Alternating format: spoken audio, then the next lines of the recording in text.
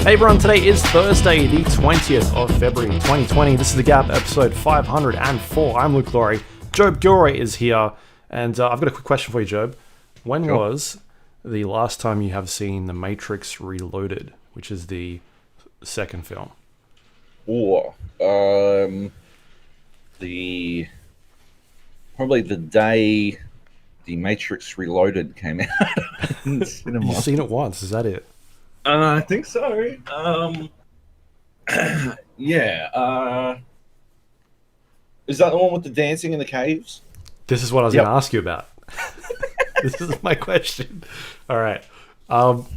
There's a dance sequence, or there's a bunch of dancing in the caves after Morpheus gives like a giant speech. In your recollection, how long did the dance go for? I think maybe 8 to 10 minutes. I don't know. It seemed like fucking forever. It's 3 minutes. Maybe like 3 minutes, yeah. Like It's insane. Just went on and on and on. It was a whole fucking dance number in the middle. That's why I've only seen it once. I saw it at a midnight screening, and I'm like, I need to go get. I need some more caffeine. Clearly, they could have cut this movie in half if they removed that bit. When you need to make it, when the bare minimum cutoff is 88 minutes for a feature-length film, and you desperately need to fill some time to just run out the clock, chuck in a 3-minute fucking dance sequence. Yeah, but it's not even good dancing. It's just people jumping up and down, like stomping their feet. Right? Like, yeah. Why? What? It got halfway through. It got to about a minute, and I was like, "Huh, this is still going." We were watching something, and there were like some fucking philosophers. That was The Matrix. That was the original Matrix. We got a couple of minutes into it. Yeah, and it was the worst thing. Of all time. Yeah, with like commentary with two philosophers talking about. I don't even know. I think we switched it off pretty quick because they were incoherent. It was like if you had it was as if you got this podcast and dumped it as a commentary track for a fucking unrelated movie. Like if you got like fucking, I don't know, Sophie's Choice or something, and you got Joab and fucking Luke swearing their fucking tits off, like in the background of fucking Sophie's Choice. What's her face trying to make the fucking tough decisions? Who's that chick? Who's that woman? The woman, the really good actor woman. Meryl Streep. That's the one. She's right there. She's like, or did you just say that's the one after I said somebody's name? We'll never know. Amanda Bynes. That's the one. She's Sophie's Choice. Yeah, and you just fucking. Oh well, yeah, that's it. Joab and fucking Luke talking about something in like unrelated for fucking 2 hours. Like that's already this podcast, clearly. But how fucking G'd up would you be? Like they could do this. This could be the fucking Matrix Reloaded philosophers fucking like it would be as fucking relevant. Like I'm sure they talked about some interesting things, but it was just so out of left field. Yeah. I assume you're rewatching the Matrix films because they're filming outside your fucking apartment or something? No, just I've got it on 4K, and I'd never watched the 2 and 3. So okay. I just figured I'd watch it. I was looking for something to watch. Well, fair enough. Yeah. So it's not related because they are filming. They are, at the moment. Yeah. Yeah. Why haven't you grown your hair out long and going around trying to get like some free stuff as it is long. I need a haircut. You said this last week. Yeah. They are filming around. I think they're in New Mexico at the moment. They're not in San Francisco, but right. Yeah, it's being shot. Sounds of it primarily in San Francisco. They're here for a month and a half or something like that, doing stuff. Yeah, right. Yeah. They had like helicopters and things happening few days back, and Yeah. not the one on the podcast you could hear last week. That was something different. Different helicopter. Different helicopter. Yeah. It's all helicopters all the time. Yeah. Anyway. Yeah, anyway, so you decided to rewatch the fucking Matrix movie. Yeah, it just got about a minute into this stomping of the feet, and I was like, okay, this is going. And then it got to 2 minutes. I'm like, they're taking the piss at this stage. And then it got to 3 minutes. It's like, you're fucking kidding. This is insane. I was about to get up and start fast forwarding, and it ended about 5 seconds later. I was like, all right, yeah, this doesn't need to be in here for this long. When you say you were going to get up and start fast forwarding, what do you mean by that? What do you mean by you were going to get up?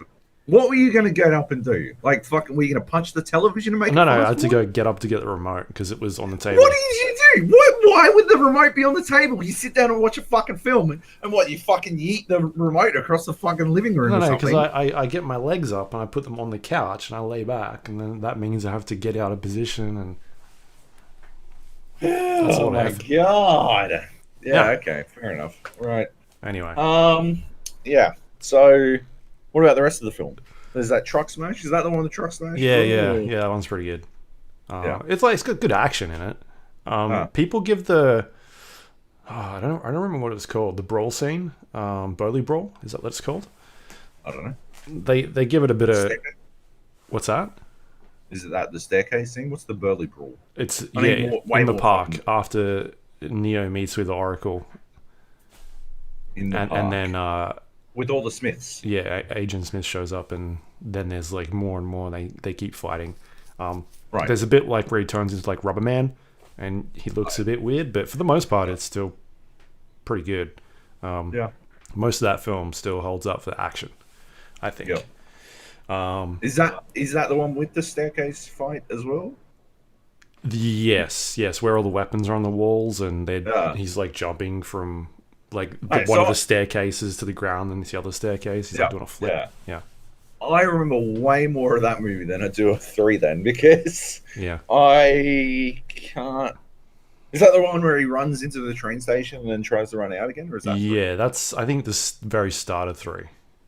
Right. Yeah. Okay, so that's about all I remember. Which the last time I watched that was also a midnight screening of Matrix 3. Yeah. Yeah. Or it might have been. That might have actually been. I may have watched the second one that night, because I think there was a movie marathon with all 3 back to back. But yeah, so that might have been the last time I watched.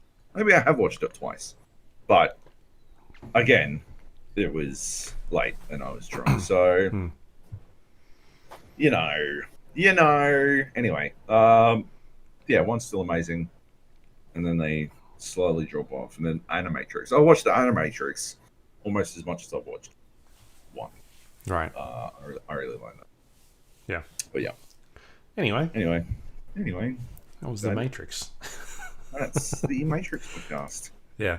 Yeah. Should talk about some video games then. Sure. I don't know where to start though this week. There's a few new things we've got, but should we talk about some older stuff? PUBG. Let's talk about Archero real quick. Archero. Real quick. Let me get Archero. I didn't write it down. That's why you're confused. Archero, Archero, whatever the fuck. It's that mobile game we've been playing. They did an update. I don't know if you're still playing it, but they did an update and added a bunch of fucking new power-ups, and it is a real fucking crotch punch. It's such a fucking dick move. Is it because it just dilutes the pool of stuff you can get now? So now, instead of getting an attack boost, which is like just a general boost to your attack, which is good, now I get a attack boost if I don't take any damage on a map. Oh, okay.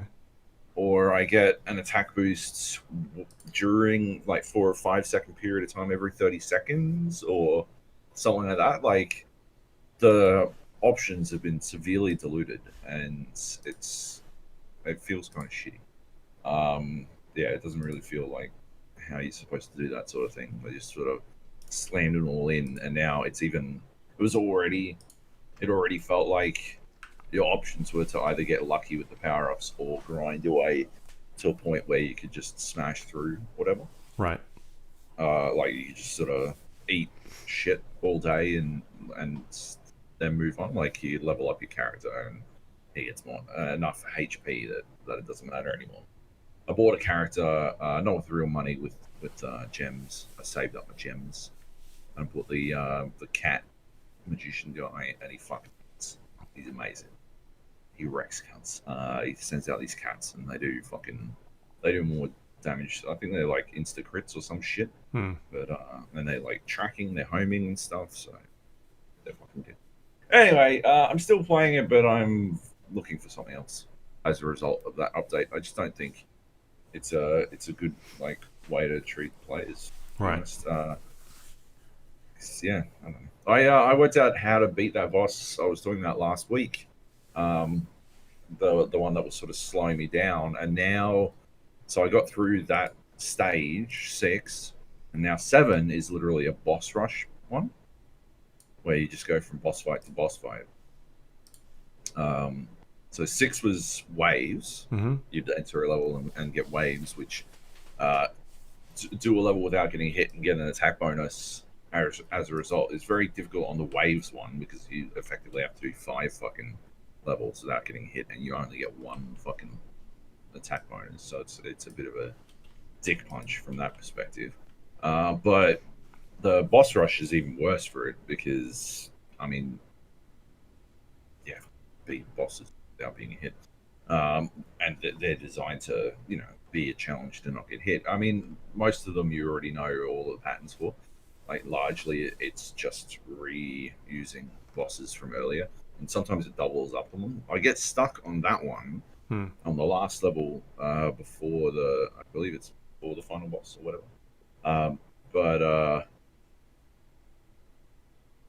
yeah, like the second last boss is that boss I was having a problem with.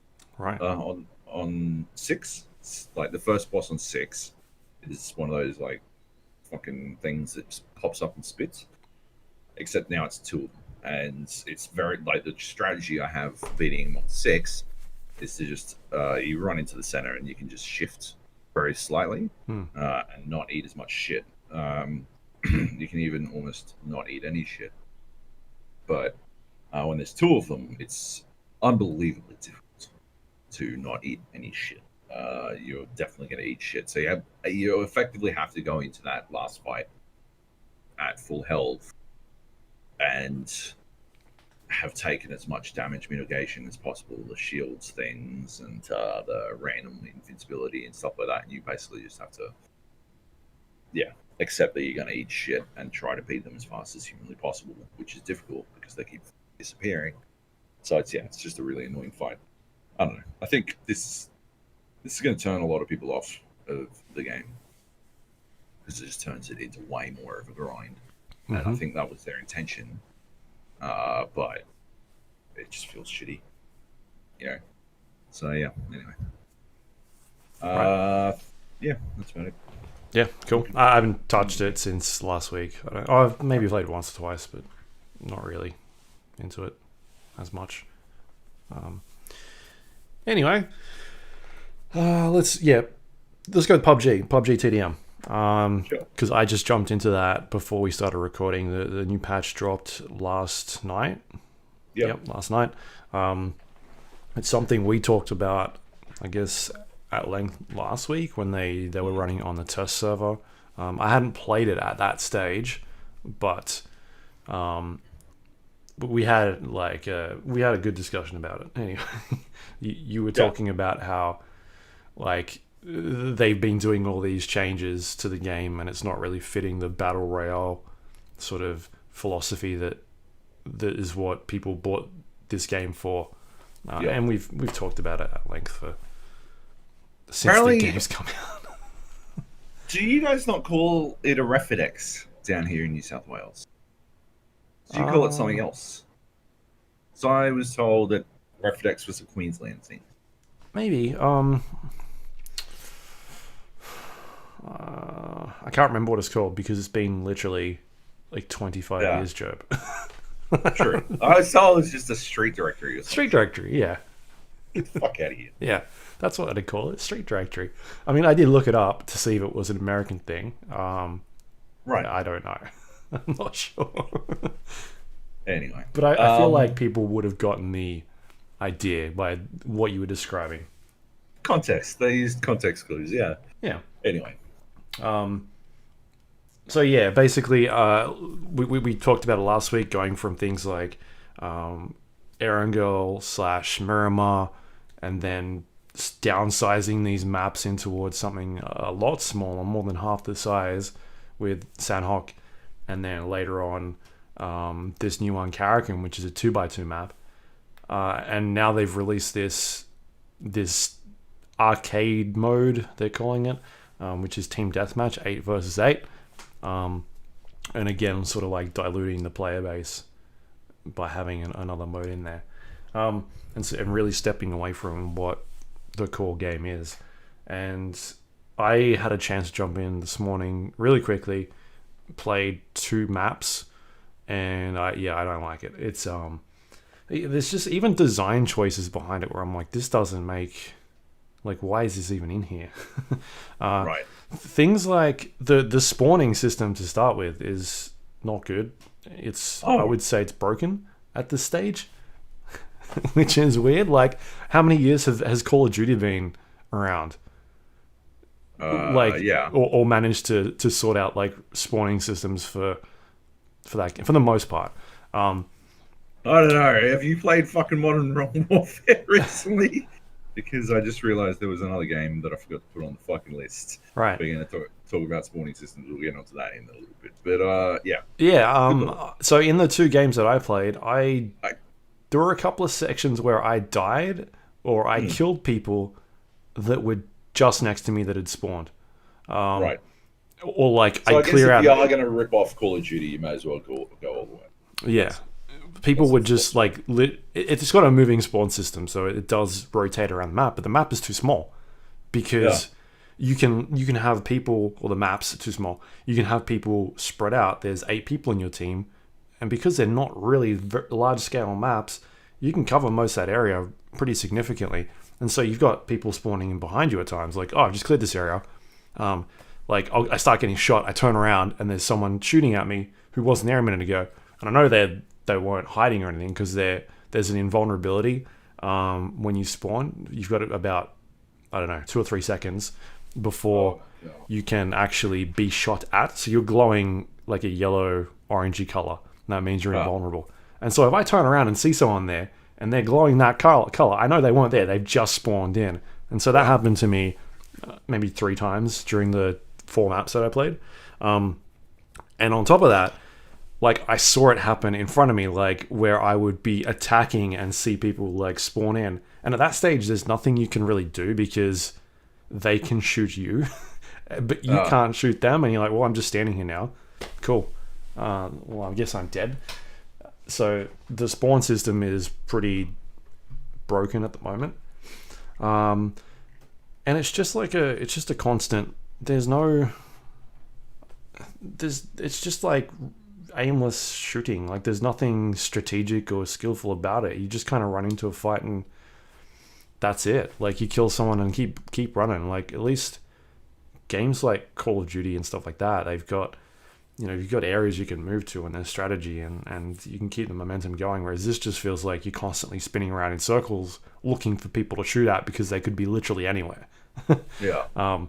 Because like the Call of Duty thing is, it's corridors, right? And it's like the maps are laid out in such a way that there are sight lines and areas you can go through. Like, it's not all just an open space with cover for the most part. Like, it's an actual map, whereas this is, from what I've played so far, the maps that I jumped into is just an open area, like a section of the map they've cornered off in those maps that you play, and that's the battle zone. And so, like, they're just open areas. You just shoot at people. And so you run around, you shoot at someone, you spin the other way, you shoot at someone else. Like, there's nothing to it. You're kind of just fighting people around you constantly. So, yeah, it's not interesting. It's like, I don't know why it's there. There's random crate drops that drop in, and they have, like, either extra weapons or they'll have extra armor and stuff like that. But for the most part, it's just there's nothing to really work towards. There's nothing to stop someone from just sitting back in a corner somewhere. Yeah, it's not fun. Well, it's not interesting at all at this current state. So I don't know what their plans are for it. Like, yeah. I mean, I kept my word. I fucking uninstalled the game. It's gone for me now. Like, I'm done with it. But, like, shit, man. That sounds... I'm almost tempted to fucking jump back in just to see how bad it is. Like, Yeah. that sounds comically awful.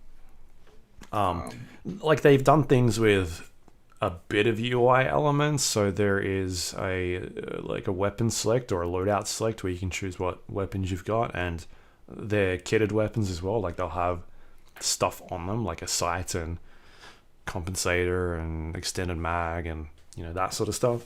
So you're not starting with like just random weapons. It's like every time you respawn, you're able to change what loadout you had. And there's a decent range. It's pretty much like AK, M4, Mini, M24, the auto shotgun, which I think is a crate weapon. I don't remember what it's called. Is it DB something? DB something. Oh yeah, the fucking DBU? shotgun. DB, whatever the fuck. Yeah. So there's a range of weapons, but for the most part, it's like not. I don't know, like. The maps, it's not like, oh, I'm going to use it for, like, I'm going to use the shotgun, unless you're just running around shooting people. It's just, like, in corners, I don't know. It just doesn't make any sense, this mode at all, for what they've got. I don't know, I think it's going to die pretty quickly. I think people will jump in to check it out, and be like, cool, this isn't really what I signed up for, and then they'll go back to the regular stuff, hopefully. But yeah, they've also put a bunch of other changes in. They nerfed grenades, which is something I've been harping on about for a long time in the competitive scene, at least. Like, extremely overpowered. They like you would get to the end of fights and there wouldn't be fights anymore. Like the end of games would just be teams throwing grenades at each other, and that is not exciting to watch. And one of the suggestions I had was to just limit the amount of grenades you can carry, or make them way more so you can't like there's a risk to carrying this stuff. Maybe you carry more grenades but you can't carry as much healing, things like that. They've incorporated those changes, so they've got that stuff in there. Grenades have been nerfed quite a lot, and the one so there's now like this I guess damage reduction system they've got in there now. So if you are carrying certain types of armor, it'll negate how much damage you can take. On top of that, it'll also take into account how far you are away from the actual explosion when it goes off. So if you've got like a level, I don't have the numbers in front of me, but if you've got like a level sort of 1 vest, the amount of damage you take is completely different from like a level 3, so that will take into effect grenade damage now. And then it's between 2 meters and 10 meters, I think, is sort of the range of where that depending on where this grenade is when it lands, how much damage you'll take depending on the distance from it. And then on top of that, they've incorporated like a prone thing now, so if you go prone, you take even less damage. And it's really strange. Like there are I think that's the wrong way to sort of go about it. I feel like they've nerfed the grenades too far into the ground. Because I've seen videos going around of grenades dropping in front of people that have level 3 armor, and it being 2 meters away or just over 2 meters away, and the person surviving. So I saw Fuzzface, who's a professional player, released a couple of videos like they were testing it out, and grenades going off like literally in front of them. They were just throwing it in front of them to see how much damage it do, and it'd take like a quarter damage, or not even a quarter damage, and they were pretty flabbergasted about that. But I think they've gone too far. I think grenade damage reduction is okay to have for the armor stuff, but I don't think it should be as much. I think grenades should still be definitely lethal, but you either go one way or the other. You don't make it so that grenades aren't lethal and also they take like an extra amount of space to carry, or like you have to go either make them still be lethal but make them like a limitation on how much you can actually use, or put like a hard cap, like you can only carry 3 grenades and then or 4 grenades. So yeah, like they've just gone too far in one direction at this stage, and haven't. I don't think it's a good change at all. So I think they're sort of like the 2 big things they've added into this patch. Oh my god! This is like when you're on Facebook and you see your ex is like having the worst time, and you're like, you kind of feel bad for her, but also you're like, you dumb bitch. Like Schadenfreude. Like, it's pretty classic for me, at least. I'm gutted that it continues to get worse, but I'm also Not surprised. even a little bit surprised. Yeah. Yeah. Yeah. They've made a good change to stun grenades. They've made them a lot more effective, which is cool, and also Molotovs are very useful now as well. So you remember the buff they did a while back where you could do like fire propagation? It'd start to spread out. That is now basically increased it by 50%, so it'll spread quicker, which is good. And the other thing is it'll sort of go around objects now. So if you throw it like at a tree, it'll light the tree on fire, but then also go on the ground and then start going like behind the tree. So really good. That's a really good utility to sort of have when you're trying to flesh someone out from behind a hiding spot. Because in the past, you'd kind of just throw a grenade there and hope that they'd move. But now it's like they need to move. They need to get out of there. And like you used to be able to, I remember you used to be able to, like, if a Molotov landed inside a house, you just go stand next to a chair, like not even opposite side of the chair from the fire, just around the corner. Like if the couch is like fucking there and the fire's over here, like fucking flushing in from the north, you didn't even have to go to the south side of the couch. You just go to the fucking western side because it couldn't go around the corner, and then like propagate and then like hard stop at the couch for some reason.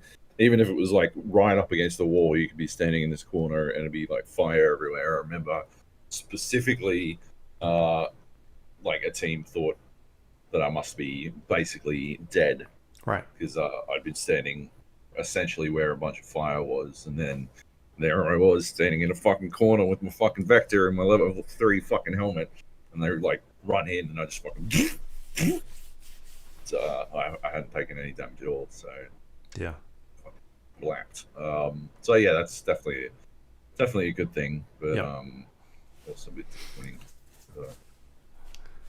They also fixed the right-leaning issue where if you're leaning from the right-hand side, you can sort of obstruct your view from the other player around a corner because of the way the viewing system previously worked. Right. So they've now fixed that in this patch. Well, they haven't fixed it. They've band-aided it for the most part. Like it's still definitely there, but they haven't fully fixed it. It's still a slight issue. The other one was there's a follow feature now on the parachute system, so same sort of stuff as, or similar in terms of Apex Legends, where you can follow your team around. Well, I guess that's there from the start. Yeah. This seems to be more of like a press the button and you'll follow people. So it's a Gavin feature. That's it's the Gavins of the world, the grey squirrels of the world who don't know how to fucking follow a team in. Yeah. Anyway. That was, PUBG, TDM. I don't see any reason to play it. It's not interesting at all in its current, I don't know, like, format. Maybe it needs bigger maps or bigger areas. I don't know. It just seems too like full on at the moment. It's just constant shooting, like you're just fighting people constantly everywhere you look. So it's not really what I want to play. Yeah, well, yeah. Yep. Cool. Speaking of before we move on to Call of Duty Modern Warfare, Yeah. you were talking about throwing a billion grenades, and it specifically reminded me of a game we won in Apex Legends. Were you in that game? Or was it just me and Kleb? Yeah, I was there. Where we literally just we Just threw down the tunnel, right? 400,000 fucking That was the funniest shit I've ever fucking experienced in that game because it was way too many grenades. I think I had 6 frags and 2 arc stars. Hmm. And I'm like, this is gonna be comical. Like, we know exactly where they are. They don't have anywhere else to go but into us. We couldn't see them either, but we knew they were down there. But they had to be down there. And so I start pinging grenades down. Like, I tried to time it, but yeah, like you said, we didn't know exactly. We couldn't see them. There's like this rail tunnel. Is it like the northwest of the fucking map? It's like pretty much north, yeah. Directly north. It was this fucking whack-ass fucking final circle that literally ended inside the tunnel. And so we managed to, instead of going through the tunnel, we managed to wrap all the way around and get in. And then we went and tried to have a fight with some people at the fucking end of the tunnel that we specifically didn't run into anyway. But we managed to extricate ourselves out. I think, did we lose Clem? Or was he still up? I can't remember. Like, the weird thing is, right, as dumb I think as he that was there. final circle is, as dumb as that final circle is, it's the fucking 3rd time I've had a final circle end roughly over that fucking, like, specific area. It's weird. Like, yeah, anyway. So they're all sort of bleeding together a little bit. But anyway, so the last 2, like, 3 teams left. We're one of them. 2 other teams, and the circle starts coming in. And so I'm waiting, and all I can see is the circle, the big orange wall. And I still can't see them. So either they're outside of the circle or they're just around the corner and they manage to keep themselves hidden. So I just started fucking pinging grenades. I'm like, this is going to be funny. This is too many grenades. I've got so many fucking grenades. I, like, literally had I think I'd switched to the Kraber, so I didn't have, like, the need for, like, 3 slots of ammo for one weapon. So I just filled it up with fucking grenades. And I'm just like fucking pinging them. And then you start fucking throwing them as well. And I'm like, this is amazing. And it's literally just fucking explosion. And like on the like 4th explosion, like the hit marker comes up and you're like, oh, and like it's purple armor and like fucking, but there's more. There's still more coming in, and then there's fucking arc stars. And yeah, it was spectacular. It must have been a fucking nightmare to run into. I would be so upset. I'd be like, what the fuck is going on here? Why is the map exploding? Like, it can't be grenades. There's no way anyone would have that many grenades. That's fucking stupid. Right? But yeah, oh yeah, we had that many grenades. Are we PUBG now? Oh my god, that was fucking amazing. Yeah, that was good. High quality shit. So yeah, that was good fun. But yeah, and just, I don't know, still having fun in Apex. We keep going to the fucking vaults. We keep going to the vault, and it usually ends okay for the most part. Like, we'll get in there, and then getting out is usually a nightmare. But there have been cases where we've tried to go in, and it's just like, nope, all right, there's people fighting here. Yeah, we'll go in, and like that's the moment we land off the balloon. There's this. If you go to fucking Mirage's party boat and you shoot the like loot crate, there's a loot crate disco ball, and you shoot it when I think any color, but obviously you want to wait for it to be gold. You shoot it, and it'll drop a vault key. I have no idea how else you can get a vault key. That's the only vault key I know of. Anyway, you get They're in the crates that fly around, the robots. right. I've never seen them in any other crate except Yeah. that one, but it's always in that one. And so you get that one, and then you go get a balloon, and you can use the balloon to basically like balloon your way straight to the fucking mouth of the tunnel that takes into the vault.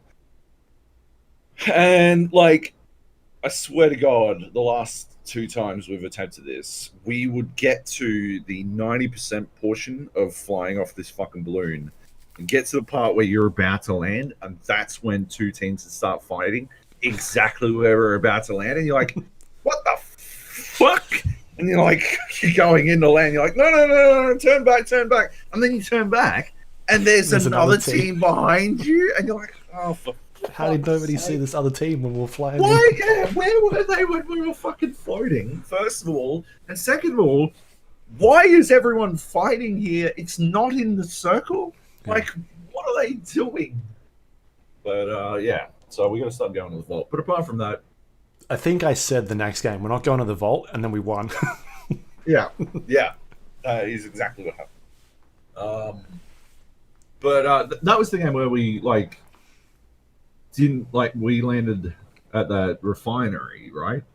And the train rolled through, and all those players with like good shit got off the plane. That full team with good shit got off the plane, and we fought them. So we landed at refinery. I think it's called refinery. We landed there with another team, and we did a bunch of damage to that other team with the sweet fuck all gear that we had. And then the train rolled in with another team. A bunch of people with fucking gold guns and like good armor. We're all in white armor and shit. They come and start fighting while the first team that we were fighting fucking they just left. That team just fucking nicked off. They just like, yeah, bye baby. We don't need this shit, we're going. They got away. And so we wound up killing, I think, one of that team. We got the finish on one of that team, and then we had to contend with this full, like, purple armor team. And it was fucking hairy, man. Like, that was a hairy-ass fight. I managed to get... They had, like, there were 2 fucking unopened crates on the train. So we could get stuff... I managed to get stuff off the train to, like... Yeah, like, rip shit up. And by the time I got to help you guys out, everyone was dead. Like, they were all dead. You guys fucking killed them all. They kept running into your, like, caustic traps. They kept running into your, like, barrels. Yeah. For no reason. I don't understand. And they had, like... Because I had them in good spots. You did have them in good spots. But, like, they were, like... I don't know, yeah, it was weird. And they were just getting fucking lapped. And meanwhile, I'm like running around. I'm like pathfinding my way around and like trying to find an angle, an unexpected angle. But every time I'd arrive, that was the other thing. They weren't together as a team. So you and Kleb were like, Kleb was in your fucking hip pocket, like just fucking doing mad fucking kill stealing. And yeah, you're doing all this damage with the caustics. Kleb's doing like fucking just enough damage to finish people off and steal your kills. And then I'd like swing in around the behind, and I'd like fucking kick open some doors as Pathfinder, and like just as I open the doors, like they die, and I'm like, fuck, like I'm here to play, I'm here to fucking kill some motherfuckers. Yeah. But no, too late. And we didn't have to go that far. We'd like the circle wound up ending on that what's it called? Fragment East and Fragment West, that little town that split giant city. Yeah. So we wound up going there, and we didn't get into too much more trouble, right? Like for a little while until we got all the way into the second last circle. I had the filthiest fucking... I don't know if you saw it, but I had the filthiest fucking hiding spot. There was like this little... So that Pathfinder with gold armor, he came up on us with that... Yeah, must have been second to last or third to last team. Right. So they came up on us, and yeah, he walked up, and so I had digital threats on both of my fucking SMGs.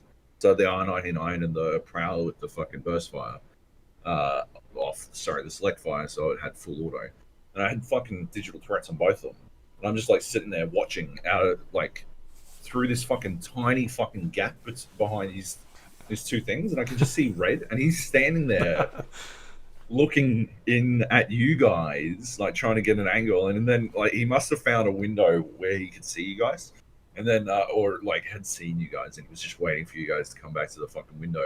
And then I think Claire was like, "Okay, let's go him." And so I'm like sitting there with this fucking tiny fucking gap, and all I can see is red, the red of a Pathfinder. I'm like, okay, and I shred his armor in fucking like a second. And he had no idea where it was from because he like turned and like he shot at Kleb, and I was still free to fucking shoot at him. And so yeah, he got back down. He had like gold armor and a gold helmet, so he got the fucking shield battery off real fucking fast. Managed to get back to full fucking health. Oh, at least full shields. But he didn't have full health, and so we shredded his fucking armor again. We finished him. We swapped out our gear. We killed that team. Then we had to go in on the other team. So we had to move into the circle. And so there were only 3 teams left at this point. Us and 2 other teams. The second to last team pushed the building that we were in because all of a sudden all your gas traps that you'd set up all over that fucking building just started popping. Like fucking mad gas everywhere. You were like getting gas. I don't know if you're getting hits because I can see it. I can see the gas going off. But yeah, it was in the building we were hiding in, and I think they looped around to either, I don't know, find us or mad flank or something. Yeah, I think they were trying to avoid that other team, right? Because the other team, so the team that came second, they had the kill leader, and that kill leader was on something like fucking 9 kill. Like they were ripping up. So yeah, I think they were flanking around to try to take us on first, and then but we wrecked them. And then so after we fucking ripped them to shit, we then fucking moved on to the next fucking team, the last team. I think they only had 2 people left, and then they only had 1 person left, and that last person was the kill leader, this Wraith, who was not even shooting at us. Like, she wasn't even actually doing damage to us. She was literally just trying to out-juke. And so, yeah, by the end, I was running around I put my fucking gun away, and I was just running around trying to punch her. I just figured it would be funny to punch her to death. And hammering E the whole time, so that as soon as she did go down, if she had the gold shield, I assume she did. Yeah, if she had the gold shield, then I'd be able to like execute them, and that's how we won that game with an execution finish. But yeah, it was pretty good. It was a good game. Yeah, and it seems like more than anything, it wasn't not going to the vault that gave us the win. It was me saying, "Okay, this has to be my last one," because we have won our last game the last 4 times in a row. I am dead serious. I like tracking it. Every time I say, okay, this has to be my last one, we win that game. That's because I started playing properly. Right. I'm like, okay, I should pick up my game. No more silly buggers. Well, not going to have Joab to pick up your slack anymore, I assume, is what you're getting at there. Anyway, Apex is good. I like it. I'm fans. Yeah. Anything else on Apex? No, not really. I think that's about it. Played some duos. The Valentine's Day event where you can only play with 2 people. That seems fun. I like the like. Me and Kleb play that. Sorry to interrupt, but me and Kleb played that. I got second, I think, 5 times in a row. We didn't win a single duo. We got second every single time. Anyway, what were you saying? Yeah, no, it's just good, like having these sort of random events every once in a while. You can kind of jump in there and check out. Like Yeah, it plays differently. You don't have to worry about three people. It's just kind of the two people. So you knock one, and you're like, all right, cool. I know that I can sort of push this other person straight away. It's a yeah. lot. It's a lot of fun. Yeah, When Club and I'm I playing on my had a couple of own, those. I've been playing ranked, Mm. and I had the same thing that you did. I got full reset all the way back down to bronze nothing. So I've been having to climb my way back out of that, but it doesn't really matter. I've found that like teammates in ranked are so much better. There's communication, Yeah, like they're not they're not jumping dickholes. by themselves. Yeah, not jumping by the hot dropping on their own. I don't think I ever have hot drop in ranked. Maybe once. Maybe once in the last week I've had a hot drop. But for the most part, people are like, where are we dropping? We're dropping somewhere sensible. Yeah, yeah.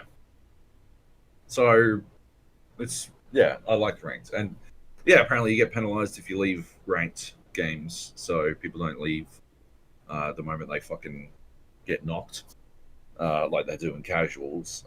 They stick around, and I can pull off. I reckon I like getting a respawn almost as much as I like getting the fucking unlikely respawn. I think I like that almost as much as I like winning a game, like getting the chicken dinner. Yeah. It is so fucking cool to sneak in, grab the fucking beacon, and then fucking sneak out. You like your odds are never good. Like you're still in a pretty poor position on the respawn. Although I will always remember that game where you respawn me in next to the fucking drop, Right. and I got a Kraber and a shield like right away, and we managed to win that game like fucking 10 seconds later. It Yeah. was fucking amazing. That game was fucking sick. But yeah, like most of the time, you do not have a drop with a purple shield and a fucking gold gun in it, sitting right next to the respawn ship. Most of the time, when you respawn, you land and you're like, "Well, I've got a helmet and this Mozambique. Yeah, let's go." And you fucking die, but still, it's good effort. It's good fun, and yeah, I just find it very exhilarating to make the respawn happen. Anyway, and yeah, it's even better in ranked because they don't like they're randos. I'm playing with randos in ranked, and they never expect it at all. They do not see it coming even a little bit, so they're always fucking popping off when you get the respawn off. Hmm. And then yeah, you go back in, and it doesn't matter from that point. Like they don't care if they don't care about the win either. They just want to do right by the guy who got them back into the fucking game. It's Right. sick. It's really cool. But yeah, I also at the same time I do not. I like obviously wait around, but I have zero faith that my teammates are going to respawn me Yeah. like ever. But yeah. Anyway, Just keep pressing spacebar. yeah. Bing, bing. Yeah. Anyway, Call of Duty, Modern Yep. Warfare. Reinstalled Downloaded it. this. Yes, reinstalled it, and yeah, Or installed it. installed it. Yeah. Yes, played the first two levels of the campaign, and I think you're fucking high. That first level in the truck thing and whatever, awful. Truck thing. You're sneaking through some fucking base and Oh, some yeah. night vision and whatnot. Fucking holy shit! It's not just linear as balls. It's like really slow paced and linear as balls. Like I get that it's sort of tutorializing how to play, but it doesn't really teach you how to play very well. And it's just sort of, and then next one, the Piccadilly Piccadilly. Massacre. Yeah. I don't know, man. I just didn't find it that interesting, to be honest. Just seemed a bit, I don't know, I guess it was shocking. There was definitely shock value, but I didn't really. I think I was expecting something different. Maybe you set too high expectations for me, and I went Right. into it expecting I don't know, fucking this wide open shit, but it felt very rigid in what it would allow me to do. I failed a couple of times. Uh, well, I failed once because I ran out of the zone and then couldn't ran out. I abandoned the mission, and there's no You like, countdown. there's too much. I'm out. See you later. I'm going. I'm going. Peace out, bitches. Oh. It's not like you don't have a fucking 8 second countdown like you do in Battlefield or whatever. You got a fucking 2.5 seconds tops. And my problem was I had jumped over some stuff Oh. to get outside this barricade, and then Why? I turn around. I'm like, so I can. You were like, oh, you can loop around, and it's pretty wide open, and you can see all this extra shit that you haven't seen before. And Yeah. I did the level a bunch of times, and I'm like, okay, well, there must be some extra shit out here. And I jump over this barricade. It's like, you're abandoning the mission. I'm like, what the fuck? And I turn around. I'm like jumping against this fucking barricade. He won't fucking vault over it or anything. I'm like, oh, I'm gonna fucking. Anyway, so I had to redo that one. Yeah, it was very visually impressive and awesome use of sound. I thought my biggest fucking positive takeaway was the sound design in that level is spectacular. My headphones are on the fucking fritz, and I could still pick everything out just on sound alone, which was fucking sick. And so I was literally blind firing into windows and stuff, just based on it wasn't even I'd seen tracer fire. I'd heard gunfire from a window up high, Right. and I'd run out of the street and turn the corner, and I just fucking blacked into the windows, and the gunfire never started up again. So, and then I went inside and I successfully blacked them. So, yeah, that was very cool. I thought that was very good. But yeah, I found myself. The other thing was fucking unskippable cutscenes.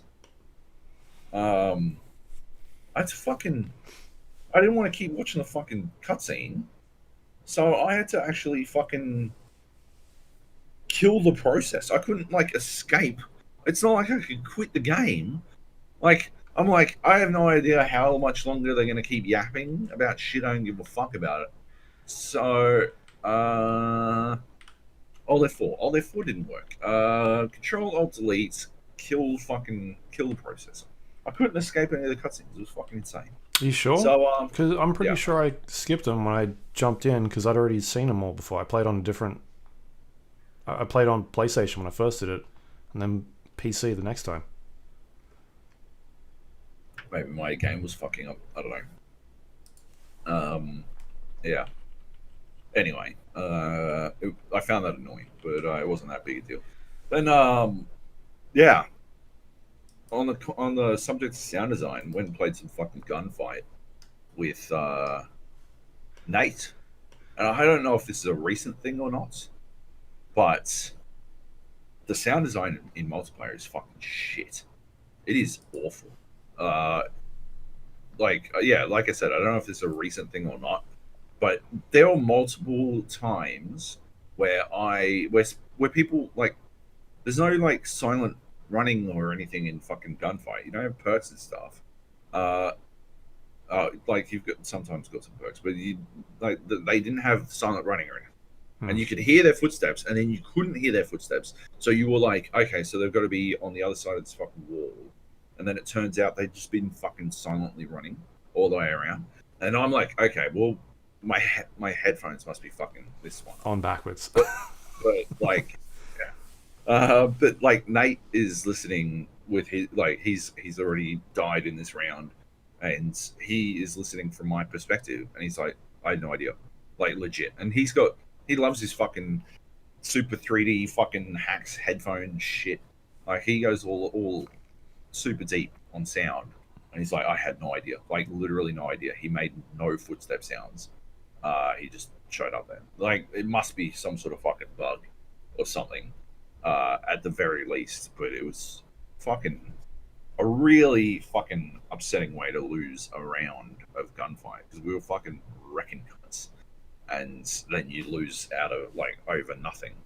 There was one map that is sort of like that fucking scene in The Rock where they come up out of the fucking into the bathroom, and they all get fucking murdered, except for Nick Cage and Sean Connery. There's one gunfight map that is basically that. The bathroom, yeah. And it is awful. It is a shit map. It is like just cheese shit central. It is people like finding the worst fucking spots. Up on the up on the window. Yeah. Yeah. Oh my god.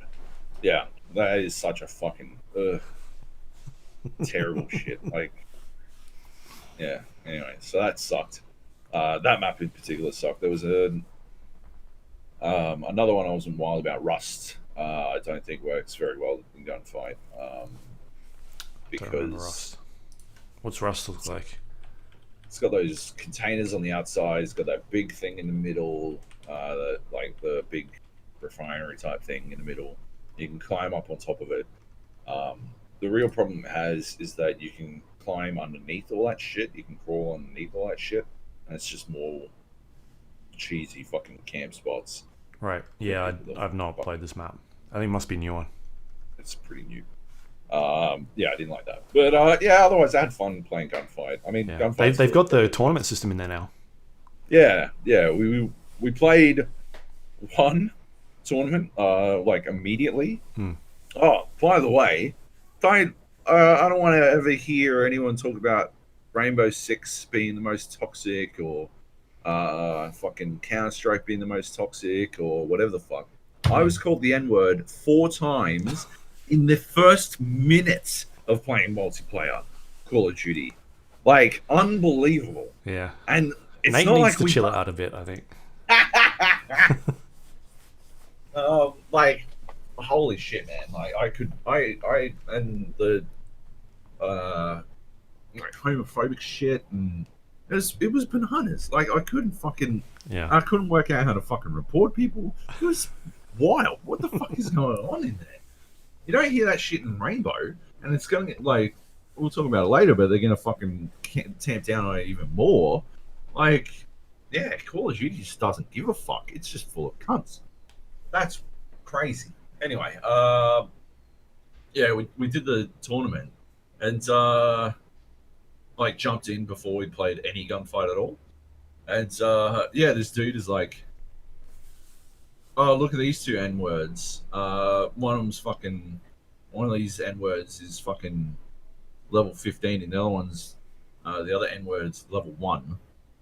These N-words are about to get fucking wrecked. We want them.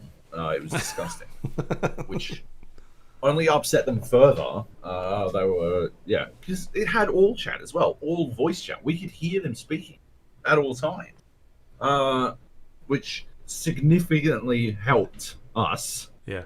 I don't know if they didn't realize that we could hear them or what, but they were like, oh yeah, I've seen him. Yeah, okay, I'm just going to go around here. I'm like, all right. I'm going to sit up in this bush. Turn back this way. Yeah, like, good lord. Are these console players? Could you tell? Yeah, they're on PlayStation. Yeah. The aim assist is off the fucking charts. Yeah. You can see fucking kill cams at the end of a round. Like the fucking... The snap. Holy shit. Yeah, like, that is some shit. I actually semi-understand why people wonder if fucking PC players are at a disadvantage. Because console players are essentially playing with fucking hat on. Like, that shit's banana. It is way... That's like... Reminds me of fucking... Remember Red Dead Redemption? Like, the early version of Rockstar's Snap 2? Yeah. Like, that's how fucking crazy it is. It just fucking does most of the work for you. Like, these motherfuckers aren't even aiming. Like, they don't even need to. They just have to fucking ADS. In the general fucking vicinity of. Yeah, and then right trigger. And then yeah, hold the right trigger. Like yeah, that shit's fucking bananas. But yeah, we still fucking whomped them, and yeah, they were like level 60 or something. They were not happy, which was pretty funny. I enjoyed that quite a bit. They did not, and I got like 6 levels out of that fucking one. But then we got blasted the next one because the next guys clearly knew what they were doing, weren't there just to use the N word and I guess abuse auto aim. Yeah. Anyway, so yeah, played some of that. I got it because I was, I guess, under the impression that I'd be able to play some Battle Royale at some point Yeah. in the not too distant future, but that ain't happening apparently. Yeah, that's not the case at all. There is a big old fucking thing in the middle of the fucking main screen.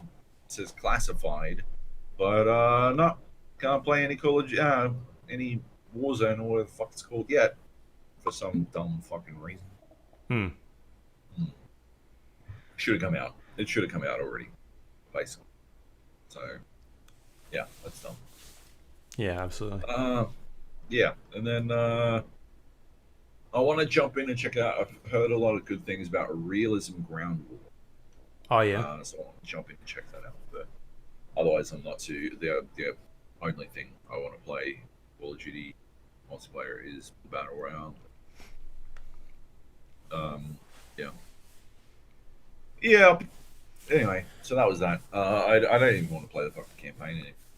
You know, I just wanted that. It just felt like a more linear version of the same old. Yeah. I mean, that's what they do, these giant That is what set they do. piece things. Yeah.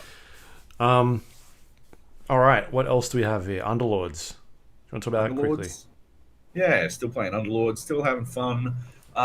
Still got no idea how to fucking win at game of knockouts. Every time I think I've worked out the formula, I then immediately lose again because it seems to be a crapshoot. Basically, it's just a fucking crapshoot. First to get I Tinker just- wins. Tinker Club. First,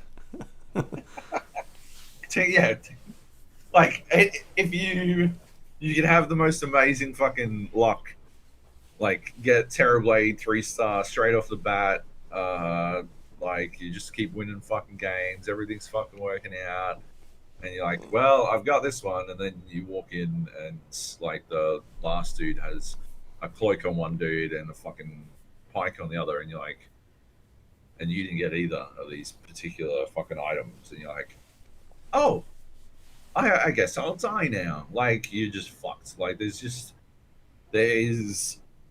those 2 items in particular. I think need to be fucking removed from knockout because the capacity they have to utterly lopside games in one direction is out of control. Like a cloak on a 3-star Terrorblade, like early, is utterly ridiculous. Like, and going into the later rounds with said 3-star Terrorblade on 97 kills, and so therefore, like 6 times his normal fucking health pool. Hmm. And like at the start of a round, you see the fucking health pool just fucking blomp, and like expand and then like retract so that it can like take up the same amount of space, but it's all the little blips, and you're like, that is utterly ridiculous. Yeah, it is. You know, it's classic RNG shit. It's fun when it happens on your, like, in your benefit, and it is a fucking dick punch parade when it happens against you, and you're like, well, I don't really know what the fuck we're supposed to do here. But yeah, I think you could always just nerf that cloak a little bit, like drop it down to 150. Is it 200? I think at the moment. yeah. Yeah, I guess. I just think remove those 2 items. Remove the kills items from knockout. I just don't like they define a win in a lot of cases. It wouldn't matter what you put it on, right? Like, or like to some extent, it wouldn't matter what you put it on. Mm-hmm. Like, I had a pike on a sniper who I got to 3-star early, and like it was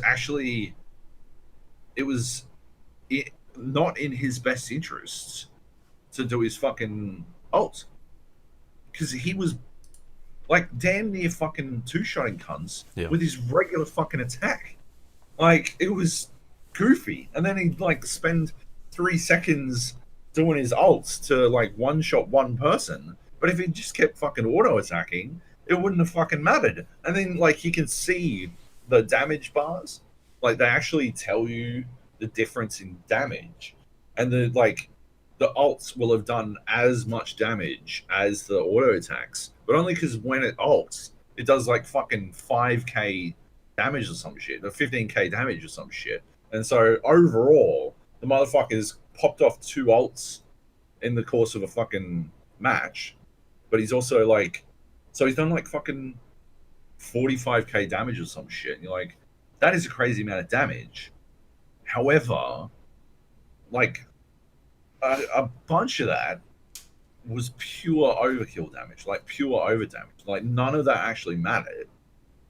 He only actually needed to do about 20k damage total, and fucking stack of it was just extra, like, because he can't slow himself down from killing cunts too quick. Yeah, like, I like those items. I fundamentally like those items. I think they should exist in the game, just not in Knockout. Like, I think in the regular mode, they tie back like to the Dota part of Dota Underlords. You know, that last hit mentality actually really fucking matters, and you wind up like really thinking that shit through when you get it in the regular game. You're like, okay, I'm gonna, I want to beef up such and such. I want to beef up my Beastmaster, so I'm gonna put the fucking. I'm not gonna put the pike on him yet. I'm gonna put the what's that fucking scythe that does like armor, like armor reduction. Desolator, yeah. I'm gonna put Desolator on him for now until he can get some kills up, and then once he's at 10 kills, then you put the fucking pike on him and let him go to work, and he just starts to fucking rip shit up, and that's fucking awesome, right? Like, you're actively managing his hits and his itemization so you can like build him up a little bit more. If you were to put the pike on him immediately, he'd still get kills as his Beastmaster, but it might be a little bit slower than with armor reduction on those 2 fucking axes all over the fucking place. You know, like, it's just I think it's a really good tie back to the original, the granddaddy game, and I think it works well. I just think in Knockout it is too dominant an itemization option, and if you don't get it, it feels like you've lucked, like you've had bad luck. You're losing to bad luck as opposed to losing to anything else. If you don't get it and go up against someone with it, rather. And that sort of just reminds me of when I stopped playing TFT the first time. Like, because itemization was basically everything.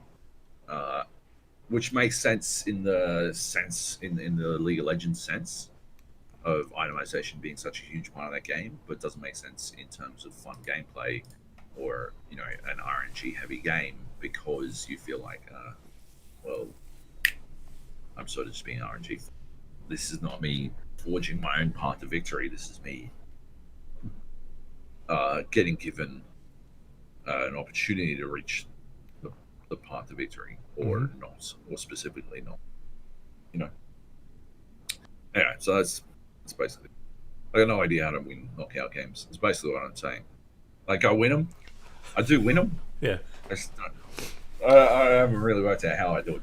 I think the answer is don't go. What was it? Troll. I think I did Troll Assassins or something stupid like that, and I must have gotten maybe 5 kills. I got knocked out first. Like, I lost 4 straight games, and I think maybe by the 3rd game I had gotten 2 kills. That's yeah, it was terrible. Yeah. But I've been thinking about it. What I'd like is version knockout with a health pool. I'd love to see that. Like, just, it doesn't have to be a regular all the time thing, but I'd love it as a limited time event type thing where you've got like normal health and you don't have to you can use the health economy to manage, like, maybe do double damage to heroes or something. So there is still time pressure there, because you can't have a knockout game going. Maybe it'd just sort itself out because of the pace at which you get fucking beefier characters. But yeah, I don't know. I would like to see a different version where it's not just 4 losses and you're out, because that can feel quite restrictive. It can make some decisions for you. Yeah. At some cases, like, it's not like the game where you're down a fucking, I don't know, 16 health, and you go up against someone. You're like, provided they only do 15 health, I can live to the next round, so I do not have. And I can buy my next thing. Yeah. Yeah, I can buy that last thing, and I actually think I can, like, win this. Yeah. In knockout, you're like, well, if I lose this one, so I might as well sell everything on my bench just to re-roll for one thing. Yeah. And that is, and obviously, re-rolling for one thing is just it's such a fucking, it feels so bad, because inevitably you're never going to get it. You're like, well, all I need to get the 3-star Tinker that I've never had is just one Tinker. All I need, one Tinker. Let's roll. 50 gold. Let's see it. 25 rolls. Nope. I'm going to lose. Excellent. Yeah. It's because someone else has the 3-star Tinker. Yeah. Like, it's annoying. It's anyway. There's that, and I still think they need to fix fighting the same person. We were playing that game where I kept fighting you, and you went on something like a fucking 11, 12 game win streak. Yeah, I think I was 20-1 at some stage. I don't think I won that game either. No, I don't think you did. No. But that one was against me. The 5th time I played you, the 5th time I'd already faced off against you 4 times. It comes up, right? And this is like within fucking 15 rounds. I've faced you 4 times, and you had not lost a game. And it was like, and it came up the 5th time, like on round 16, I think it was. I have to face you for my 5th time. I was like done, right? But you'd also faced Drew 4 times at that point as well. Like, that's fucking goofy. I think it weighs you up when you've got people in a group, because it's similar when you play like knockout. If you're in a group, it'll put you up against someone in your group so that you're not like stacking the odds. That doesn't make sense. Couldn't we collaborate to, like, wouldn't that be easier to collaborate to, like, specifically do things if we're in a group? If we're facing each other? That doesn't make any sense to me. I mean, yeah, couldn't you be like, well, okay, we're in a group, we're in ranked, I'll win streak. If it's going to match us up against one another more often than not, I'll win streak. Joab lose streak. And, we can manage it that way. Like, it'll be a lot easier because we're in a group. Like, that feels like it's too exploitable. It feels like the wrong way to fix an issue that I don't know exists. It probably exists. It's probably naive to think that people wouldn't exploit it, but it just feels like the solution is more exploitable than the fix. Anyway. It's super annoying. Like, I shouldn't have faced you 5 fucking times. You're only annoyed because you were losing. But not, if you were winning, you'd be like, this is amazing. Free win. I said this, dickhole. If I was winning, I would still be as annoyed. I probably wouldn't, like,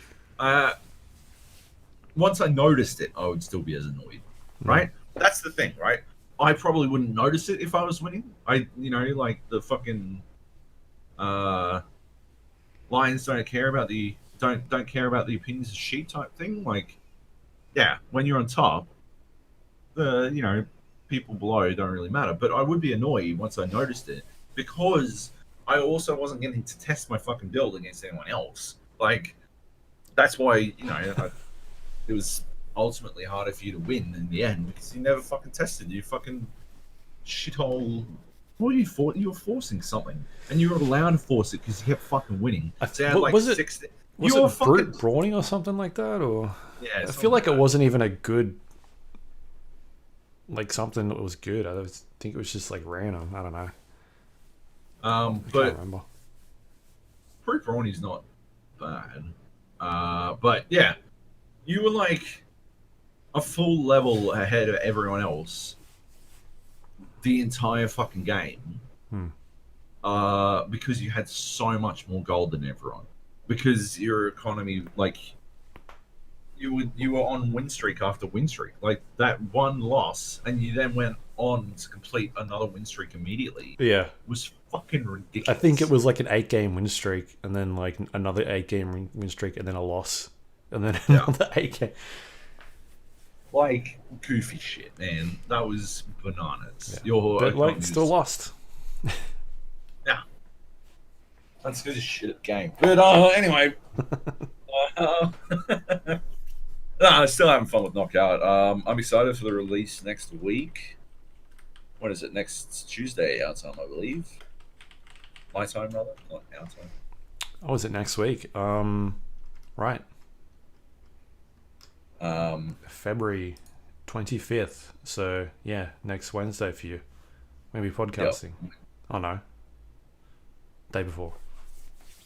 So we'll get some time in. Yeah. Yeah. So that's cool. I'm excited. And then I'm going to write a review about it. Yep. I think it's going to be tricky to review. I haven't talked to him about word counts, but it sort of feels like it's multiple games in one. And yeah, because you've got the single player that we don't even know sort of what it is yet. How it works, yeah. You've got this knockout that's in there, which is an extra mode. Its own thing. It's sort of like different stuff for people, duos, and yeah, it's really weird. Yeah. So yeah, I don't know. Either if it is still so I'm reviewing it for GameSpot at this point. If it is still a 1,200 word limit, it's going to be some pretty shallow shit. Because I don't know how the fuck you're supposed to. Like, first of all, you've got to explain what the fuck a auto battler is. Yeah. That's the first fucking hurdle because they've never reviewed one on GameSpot before. And then I have to provide critical analysis across 3 different fucking fairly diverse modes. I mean, I personally think Knockout and Standard are essentially different games. And I've got so many thoughts. So yeah, there's at least that. And then I assume... I mean, I read the PC Power Play article. I don't know if you saw. Mm-hmm. They had a cover article on Dota Underlords. I read it, and it seems like it is going to be what we were talking about, chess book puzzle type stuff. And also some goals to play, like to incentivize you to play multiplayer games. But yeah, like it's still going to require some in-depth playtime. So sure. Yeah. It'll be an interesting one to review, especially if I am fucking handcuffed by a word limit. You know me. If it was up to me, every review would be 4,000 words long. Yeah, as the intro. Yeah. About Kanye West's latest album. Oof. Anyway, what else we got? Some new games. We can talk about some new games this week. Let's do it. Yeah. I've been playing one that just came out. I think it came out today. It's called The Suicide of Rachel Foster. It is like a walking simulator, sort of inspired by games like Gone Home. you play as in this game a young lady who is going back to her family's hotel after basically 10 years earlier her father had an affair with a 16-year-old girl, and the lady you're playing as, who's Nicole, and her mother end up leaving that situation, and then the young girl who was at the center of this affair as well, Rachel, ends up committing suicide sometime afterwards, and at this stage of the story, both of your parents have now died, and you are going back to your family hotel to sort of clear it out, and with the intention of selling it. Your mother has basically said, like, get rid of the hotel, use it to pay off your debts, university debts, and that sort of stuff. And it's set in 90s Montana. I think it's 90s Montana. You get there at this giant hotel, there's a snowstorm, and you're essentially snowed in for the most part. She had the intention of going there, looking around, cleaning it up, and then waiting for the lawyer to arrive, doing the deed, and then getting out of there. But you end up getting snowed in.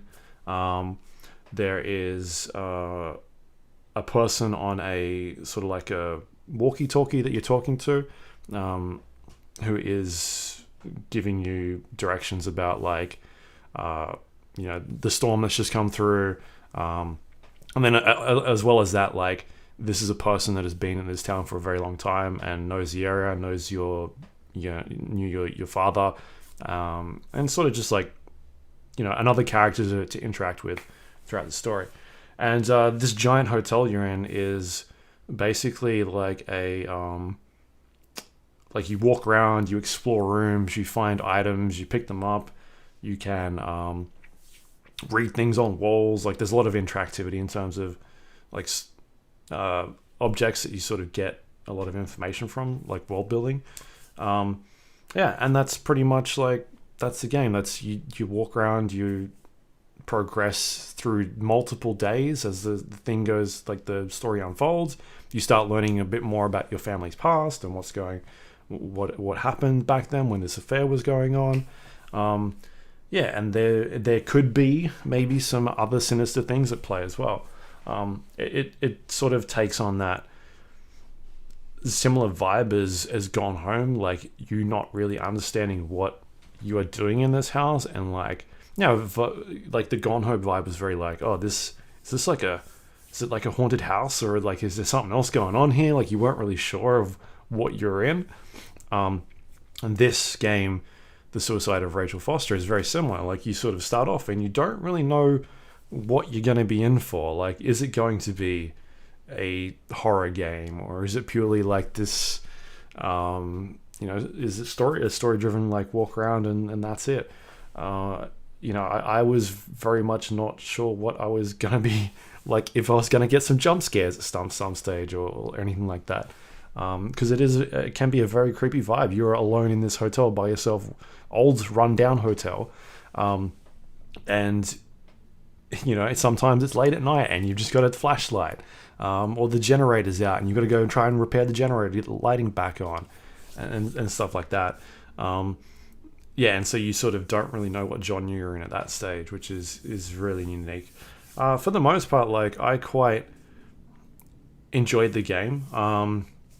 I think its biggest downfall is where this game sort of ends up in terms of its ending.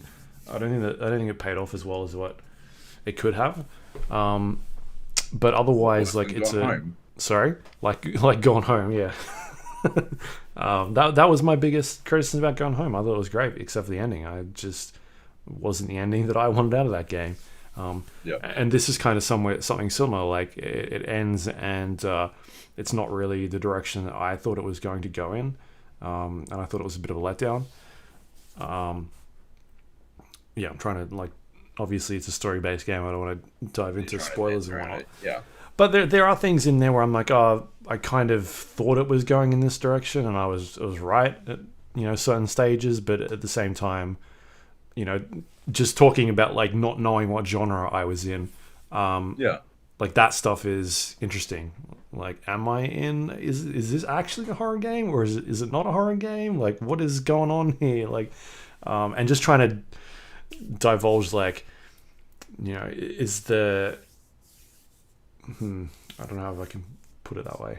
Anyway, just like not really understanding if you're in a specific genre at all, or if the game is trying to throw it, in like throw curveballs at you or stuff like that.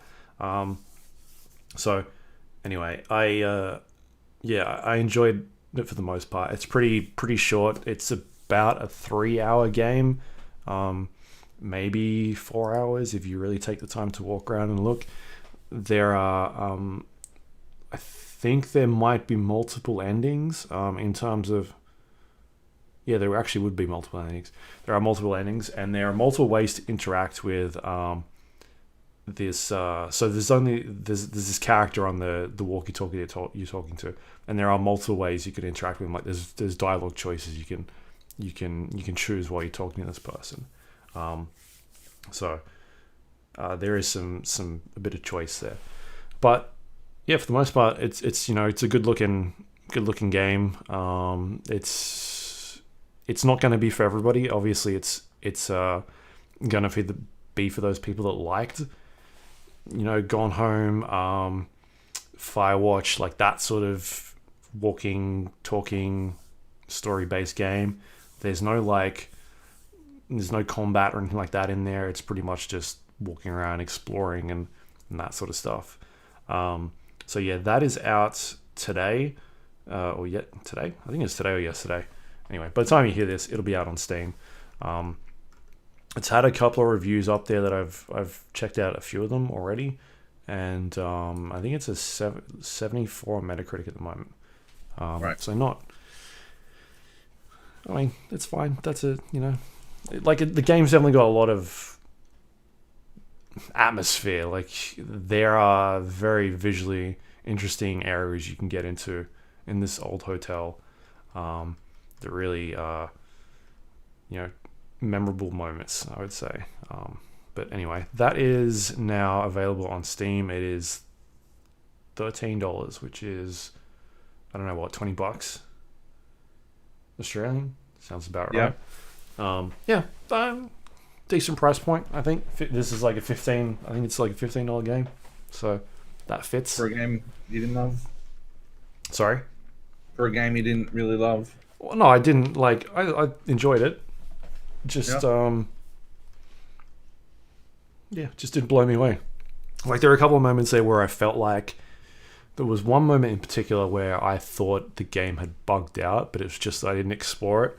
I had to go find an item, and it didn't do a good job of telling me I needed to go find that item. I felt like, or items. Right. For the most part, there's like a map you can look at. It'll tell you like the layout of this, the hotel. Sometimes there could be doors that are locked because you haven't found the key yet, or stuff like that. And for the most part, it's pretty, like, the map will actually tell you your objective. Like, oh, you need to go do this thing. And it'll give you a good indicator of, like, it's in this room. And so you look on the map and you're like, oh, okay, I need to go to this area. So you get a pretty good sense of what you should be doing at that time. But there was one point in the game where it didn't tell me what I needed to do. And so I'm in this giant hotel and I didn't know where I was supposed to go. And so I walked around. I went to where I thought I should have went, and nothing happened. And then so I actually quit the game and then went back in because I thought, oh, maybe it didn't trigger some sort of event. But then the same thing happened. Oh. And I eventually found the thing I was supposed to find. So I think, like, there's some, for the most part, it holds your hand pretty well. But there are a few occasions there where I was like, oh, I just don't really know what I'm supposed to do here. Like, did something not trigger? Is the game bugged out? And because it's a game that wasn't out yet, I wasn't really, like, I can't go look up a walkthrough or anything like that. It's because nobody's played it yet. And there was no one on my Steam list that had played it yet. So sometimes that sort of stuff can be pretty challenging, but that's just an oversight, I think, of the developers. For the most part, the acting is okay. It's pretty decent. but I just feel like the writing sort of lets itself down towards the end. I think because it just doesn't go in the direction I would like it to go into. But yeah, that's the story they wanted to tell. So that's it. Yep. Anyway, That's it's called The Suicide of Rachel Foster. It's on Steam, and Like, is it as heavy as its fucking title implies? Because it seems pretty fucking like heavy duty, man. yeah, I mean, obviously, just from the description I gave you, like it's talking about suicide. But It's- like, I don't know. It just feels like a game that's going to use that in its title. Hmm. It could go one or two ways. It could, you know, it's obviously going to deal with those issues. But yeah, it could either go heavy duty with it, or it could just sort of, yeah, that happened. Moving on, like Yeah. type stuff. Like how does it does it feel heavy? Is it like fucking what was that fucking Netflix show? 13 Reasons Why. Oh yeah. Where you're like, holy fuck. No, that goes. That show goes pretty deep. Yeah. Like this one is. Like I don't want to give away spoilers and stuff like that, but it does explore what this the suicide of her, or like did she do it, or was there something else going on? Right. You hear about like you start to learn more about this girl's family, and who they are, and then kind of the ramifications of what happened around this whole situation, because it's a small town. People start to talk. People have gone in and broken into this hotel and vandalized it because they think the father was not a very nice person. Obviously, it was a young girl, and so it looks at that sort of stuff. But there's pieces as well that is like world storytelling. Like you can pick up a book or a newspaper clipping and sort of skim through it, and it'll give you more information on that. But it's not going like extremely deep or graphic into that sort of stuff. It's more just people talking about it. Yeah. And exploring whether or not, the effects that this situation had on this town and the people around it. Yeah, okay. Like I don't think it's gonna. I don't think you're gonna see like culture pieces on it about how they've done the wrong thing or anything like that. Yeah, right. I didn't get anything of it like that. So yeah. Right. But yeah, like I don't know, it's a fine game. It's on sale at the moment. If that is your sort of jam, then yeah, maybe check it out. I think there might be. There's definitely streams going on at the moment, because I opened up the store page and the developer is actually playing it at the moment. Okay. So you can sort of check out, 20-30 minutes of what this person's doing, and if that's the sort of thing you're interested in, then yeah, definitely have a look. But it's not going to be for everyone, so yeah. Yep. Cool. That's it.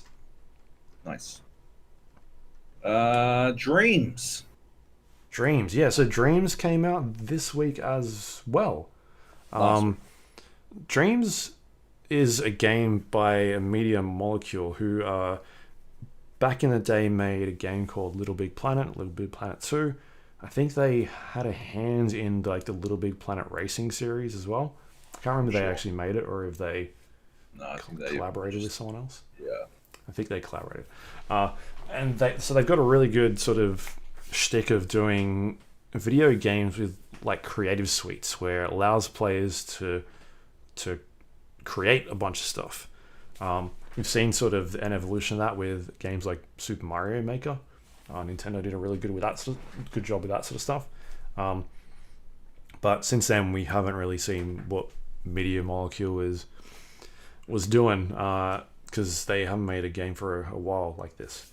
And I got a chance to see Dreams, I think it was about 2 years back at E3, and I got about an hour with the developer, and he sort of sat me down and we played through a couple of games that the developers at Media Molecule had made, and very vastly different games.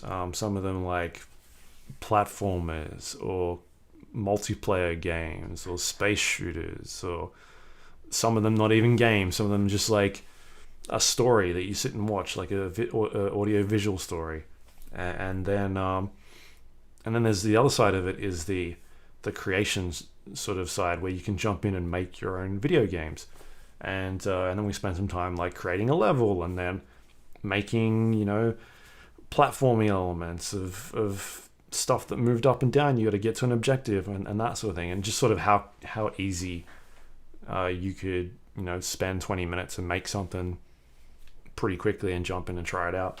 And so I was pretty blown away by that E3 demo that I had. Yeah. Just because you go to these demos, you don't really know what you're in for, and it's like you sort of hear inklings about what this game is, and you're like, oh, I don't really.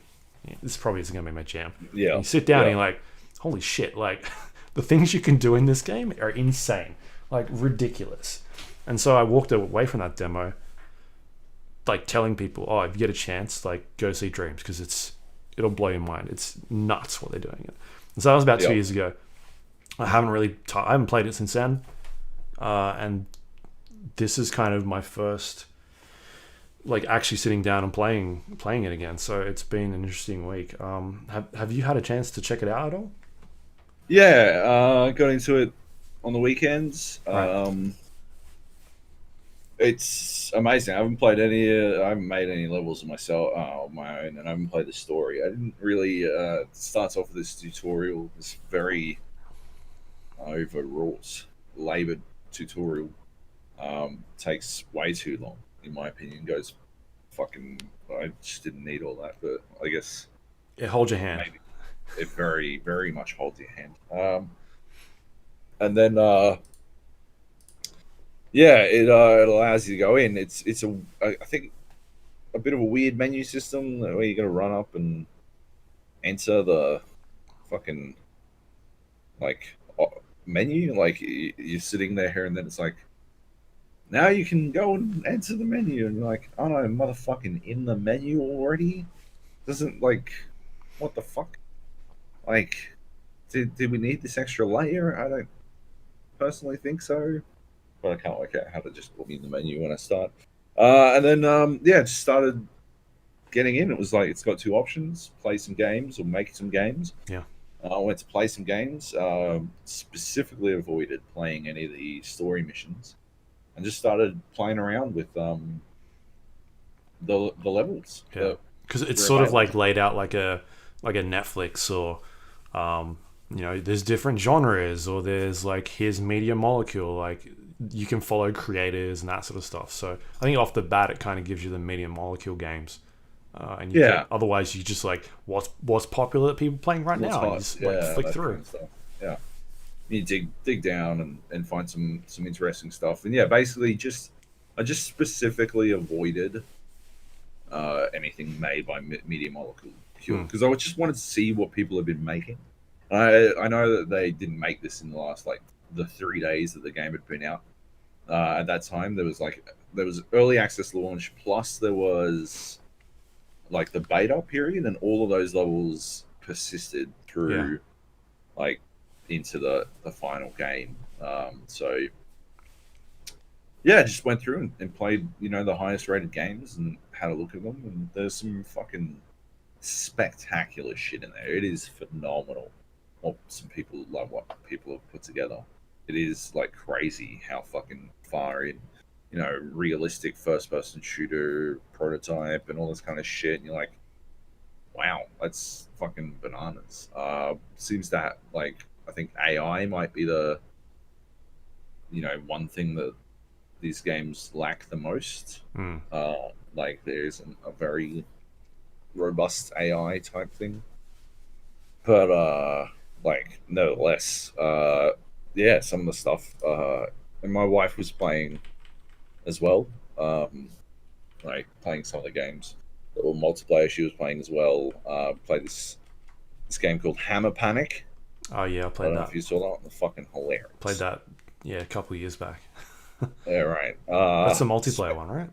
Yeah, and yeah, it's just a couple of mini games where you're a hammer and you got to do things by hammering stuff. You hammer some nails, break some plates, and yeah, it was just like chaos.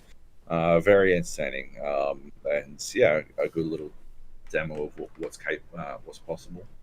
I played this game where you're a dog. It was just a you know very cute, very pretty platformer where you're a dog and you got a button to bark and you can run around and bark and collect coins and you level up. Buy him a hat. The hat allows you to I think it allowed you to jump further or something. Right. And yeah, basically just level up your dog and take it for a walk. That was a cool one. Played one where what was it called? There's a German stuck in your controller. I think it was called. Did you Right. see Yeah. this one? No. And it's the screen. Your television screen is just black. It's just black. There's only black on the screen, except for occasionally it'll come up with like an option, and you pick one or two options, and the entire time there's this German dude speaking, and all of the audio is routed through the speaker on your controller.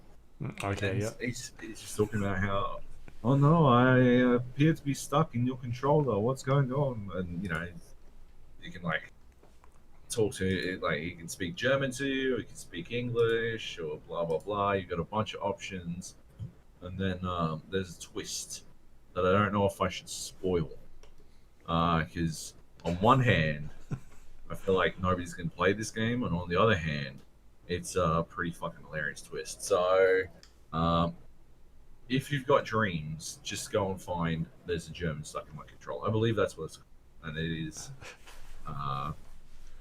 It's quite good. Yeah, quite entertaining. So that was pretty good. And then what did we play? We played what was it called? Like one-handed.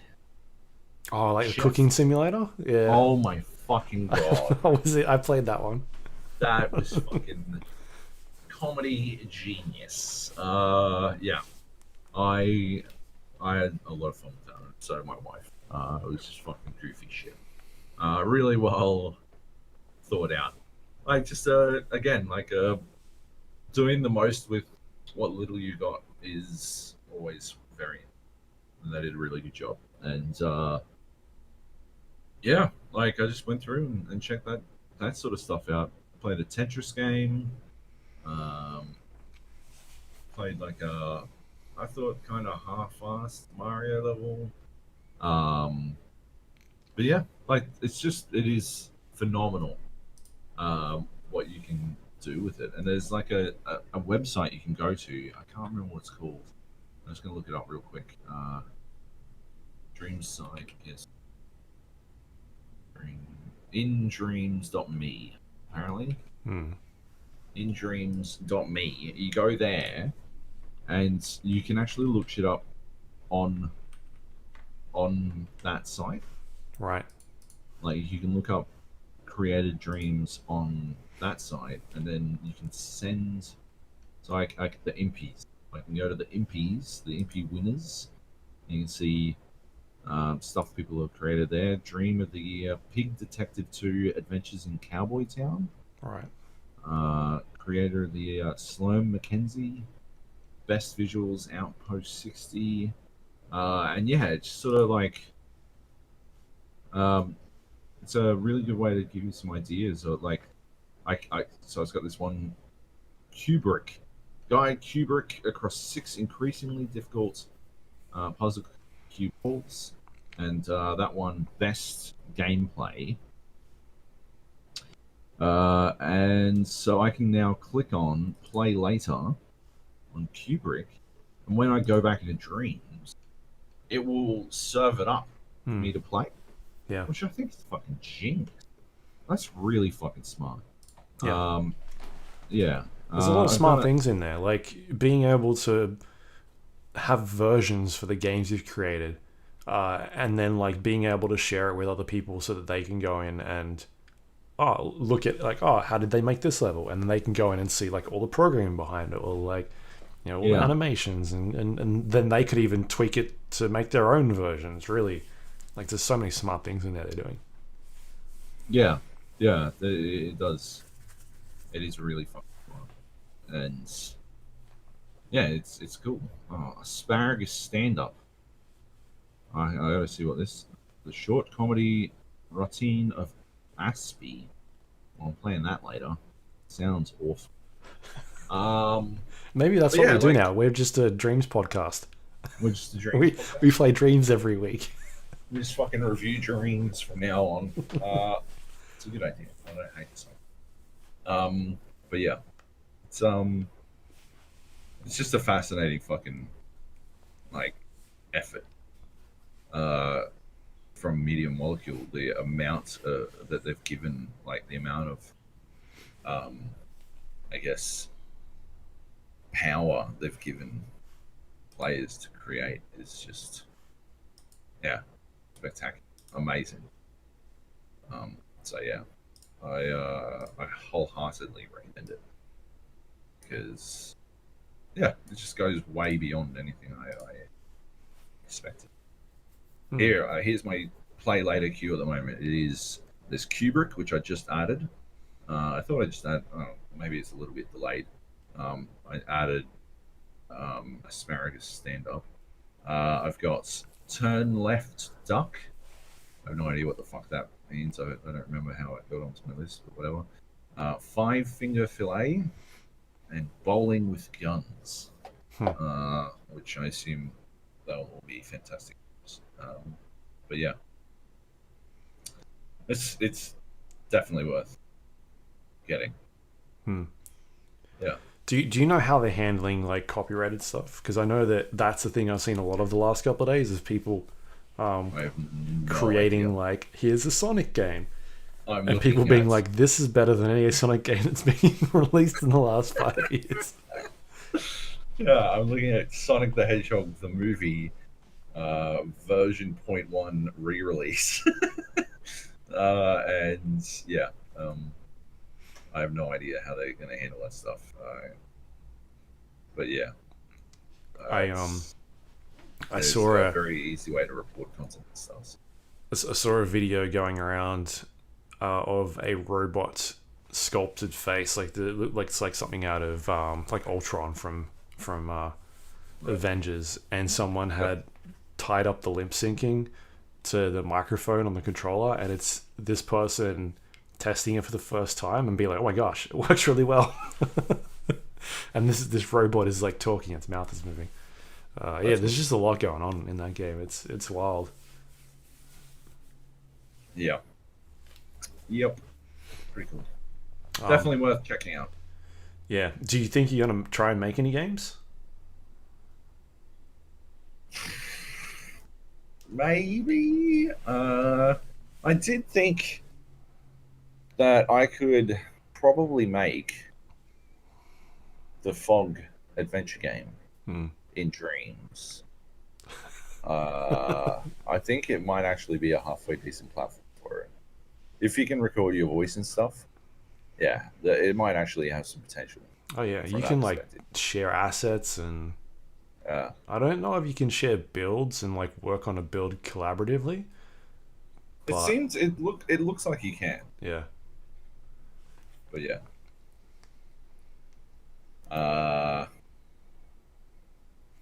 Yeah, I don't know. I don't know if I'm gonna make one. It might be. There's a significant hurdle to starting, and if this had come out a month ago, yes, 100%, I would have had a punt. But now that there's work, there's work to be done. Yeah, I don't know if it's something. I don't know. Maybe Call of Duty Modern Warfare Warzone will take another fucking 6 weeks to release, and I'll tire of Apex and I'll just go make fucking You can make your own. games instead of playing battle royale games all the time. Yeah. But yeah. What about you? You gonna make one? I mean, thinking about it, because I just finished the Medium Molecule game. I think it's the one that everybody gets. Art's Dream. Art's Dream. Yeah.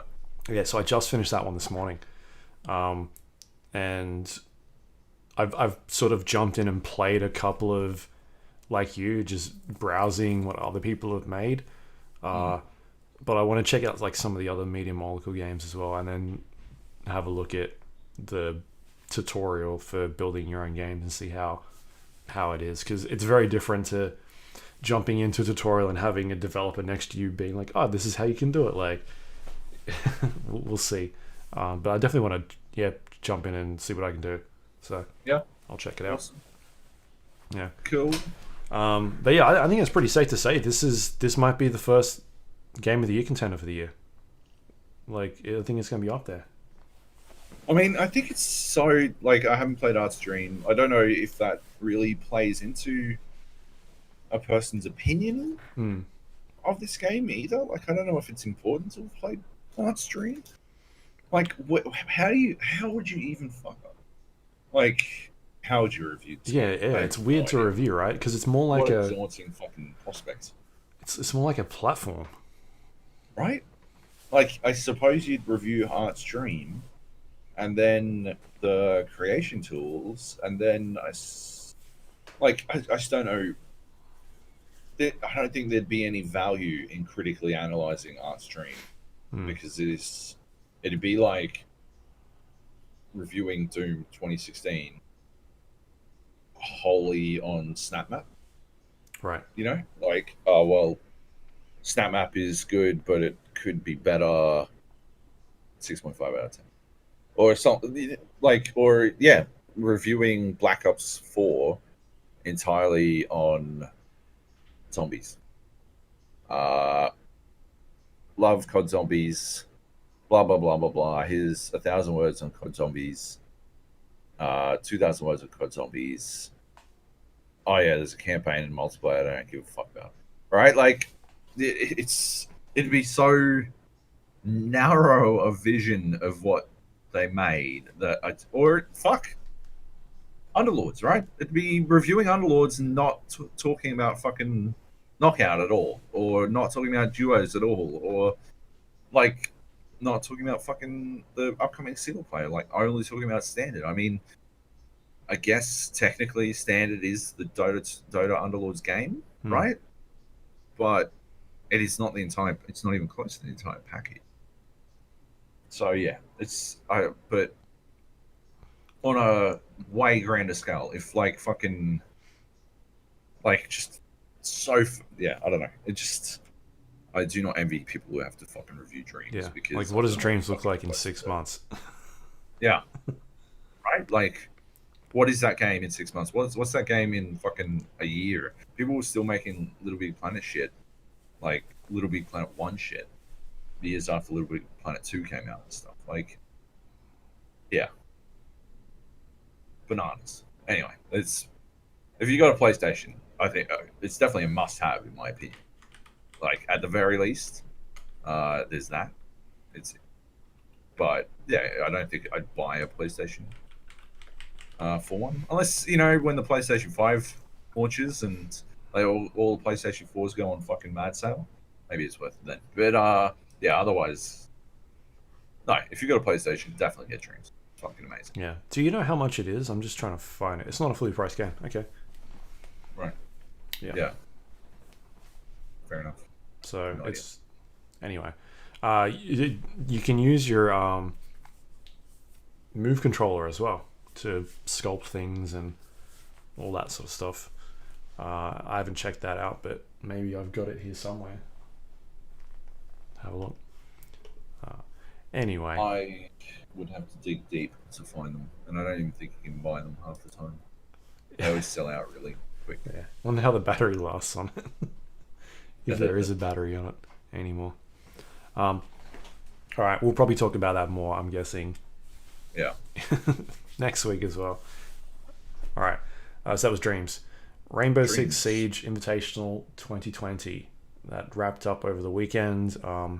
We got a chance to watch the grand final match, which was between Space Station and Ninjas in Pajamas. So this whole tournament used the double elimination tournament format, which meant that if you were in the main events and you were beaten by another team, you would get a second shot, which turned out to be a good way to do this tournament because Ninjas in Pajamas got knocked out the very first game in the quarterfinals and then proceeded to win every other game after that to get back into the grand final. It just kind of shows that you can have an off day sometimes and still be an extremely good team. Yep. Or just maybe even being unlucky, maybe being put up against the team that potentially could have won, or who knows. But I've always asked them about a double elimination bracket, and it's good to see them move that this year. I think it's a much better format.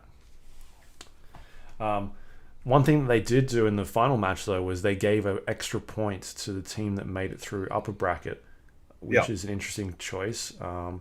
I know that's something that Dota was doing back in the day, but they no longer do that. They now have like the best of 5, and it's just the first team to win 3, and then you're in.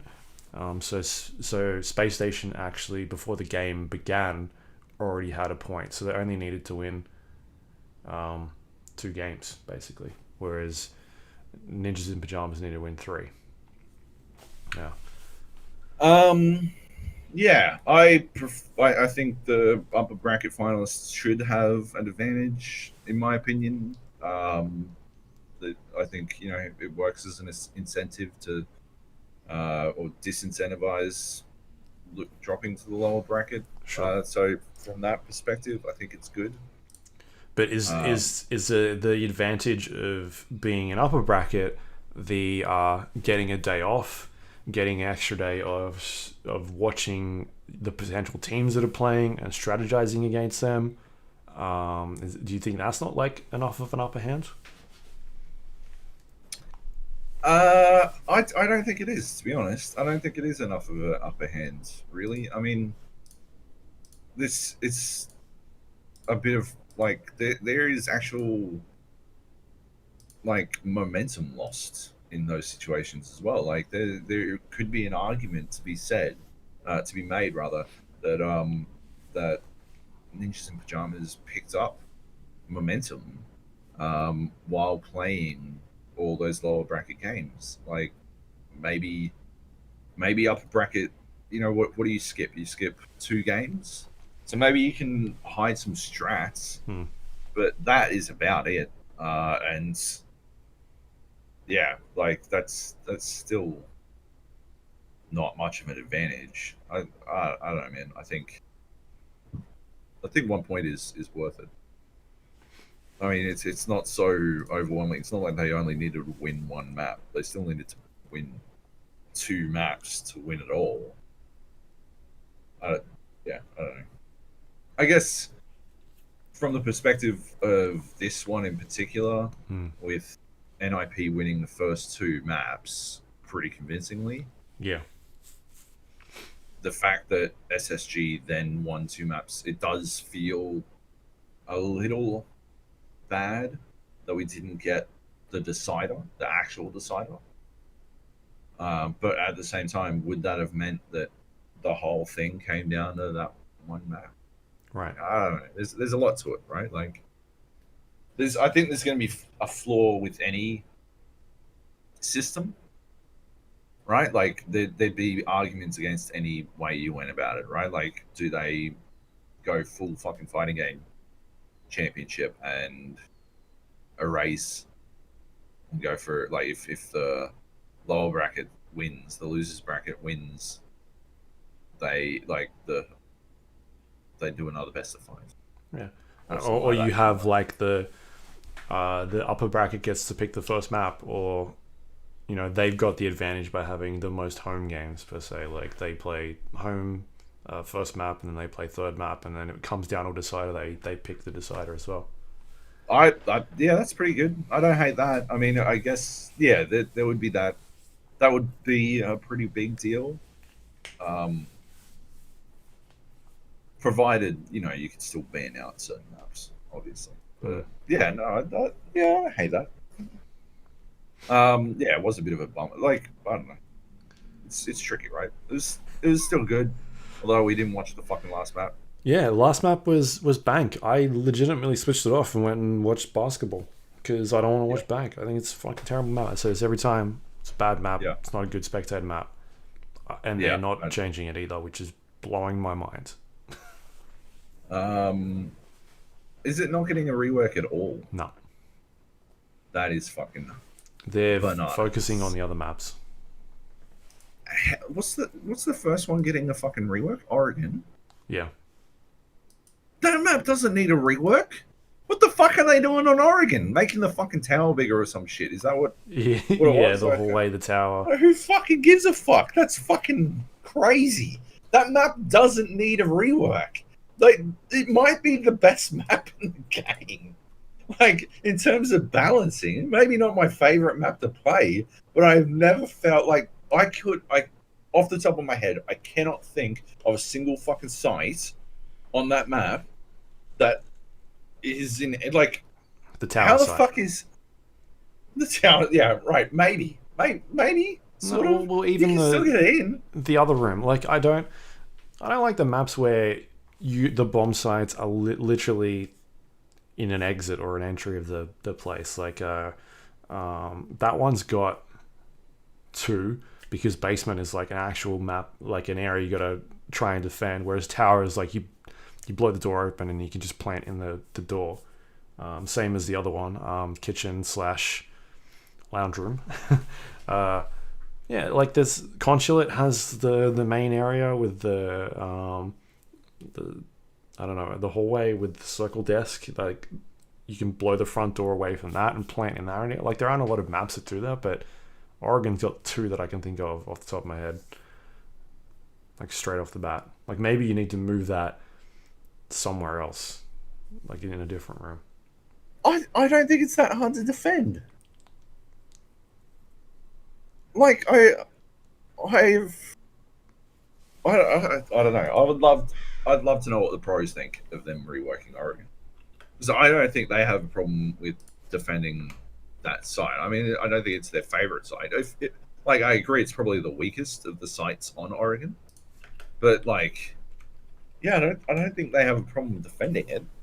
There are so many fucking options to defend it. There are so many ways to defend it that, yeah, it just feels weird. I mean, it's not like you can do the door plant strat without first clearing out the entire rest of the fucking map. Like, this. Sorry. There's so much fucking prep work you have to do to. Oh my god, I think I just fucking twisted my neck or some shit. Some sneeze. Yeah, holy shit. Like, my arm hurts afterwards? Fucking hell. Anyway, yeah, I think there's so much prep work you have to do before you can try that fucking door plant.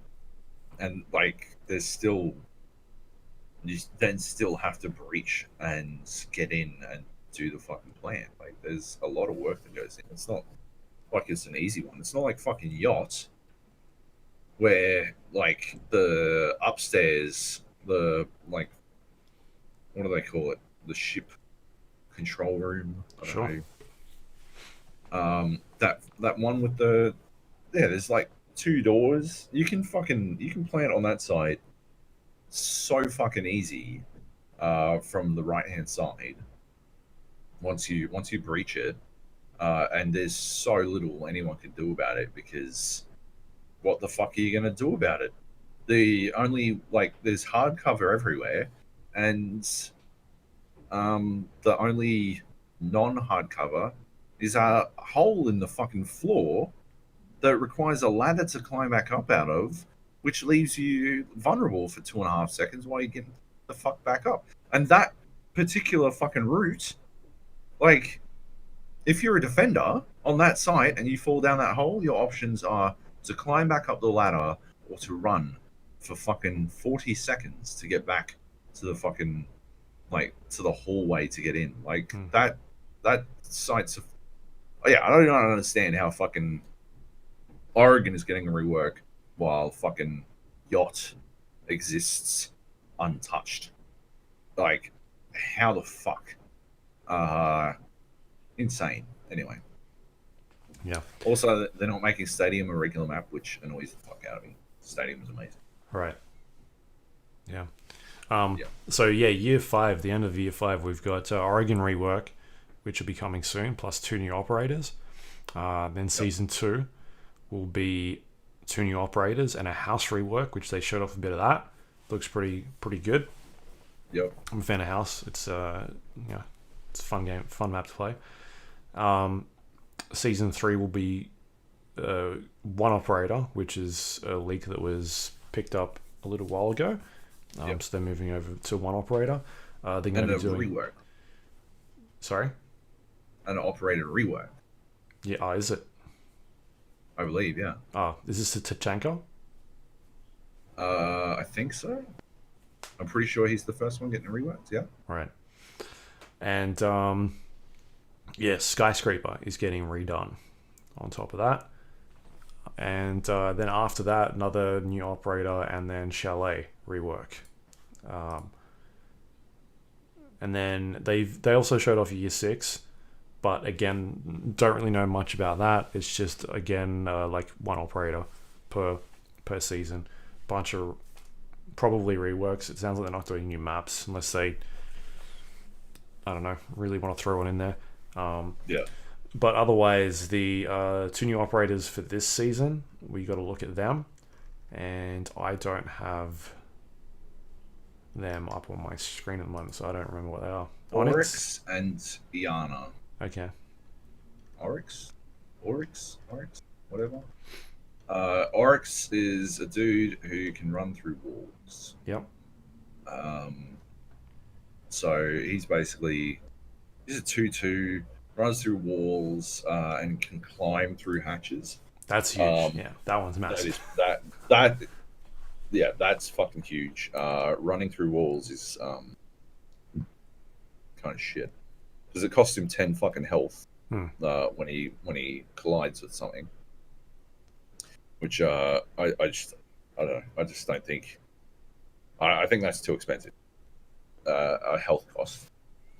Except for he can also dash into a Monty, a shielded up Monty, and then bust that motherfucker down. So he is basically a hard counter for Monty, which I think is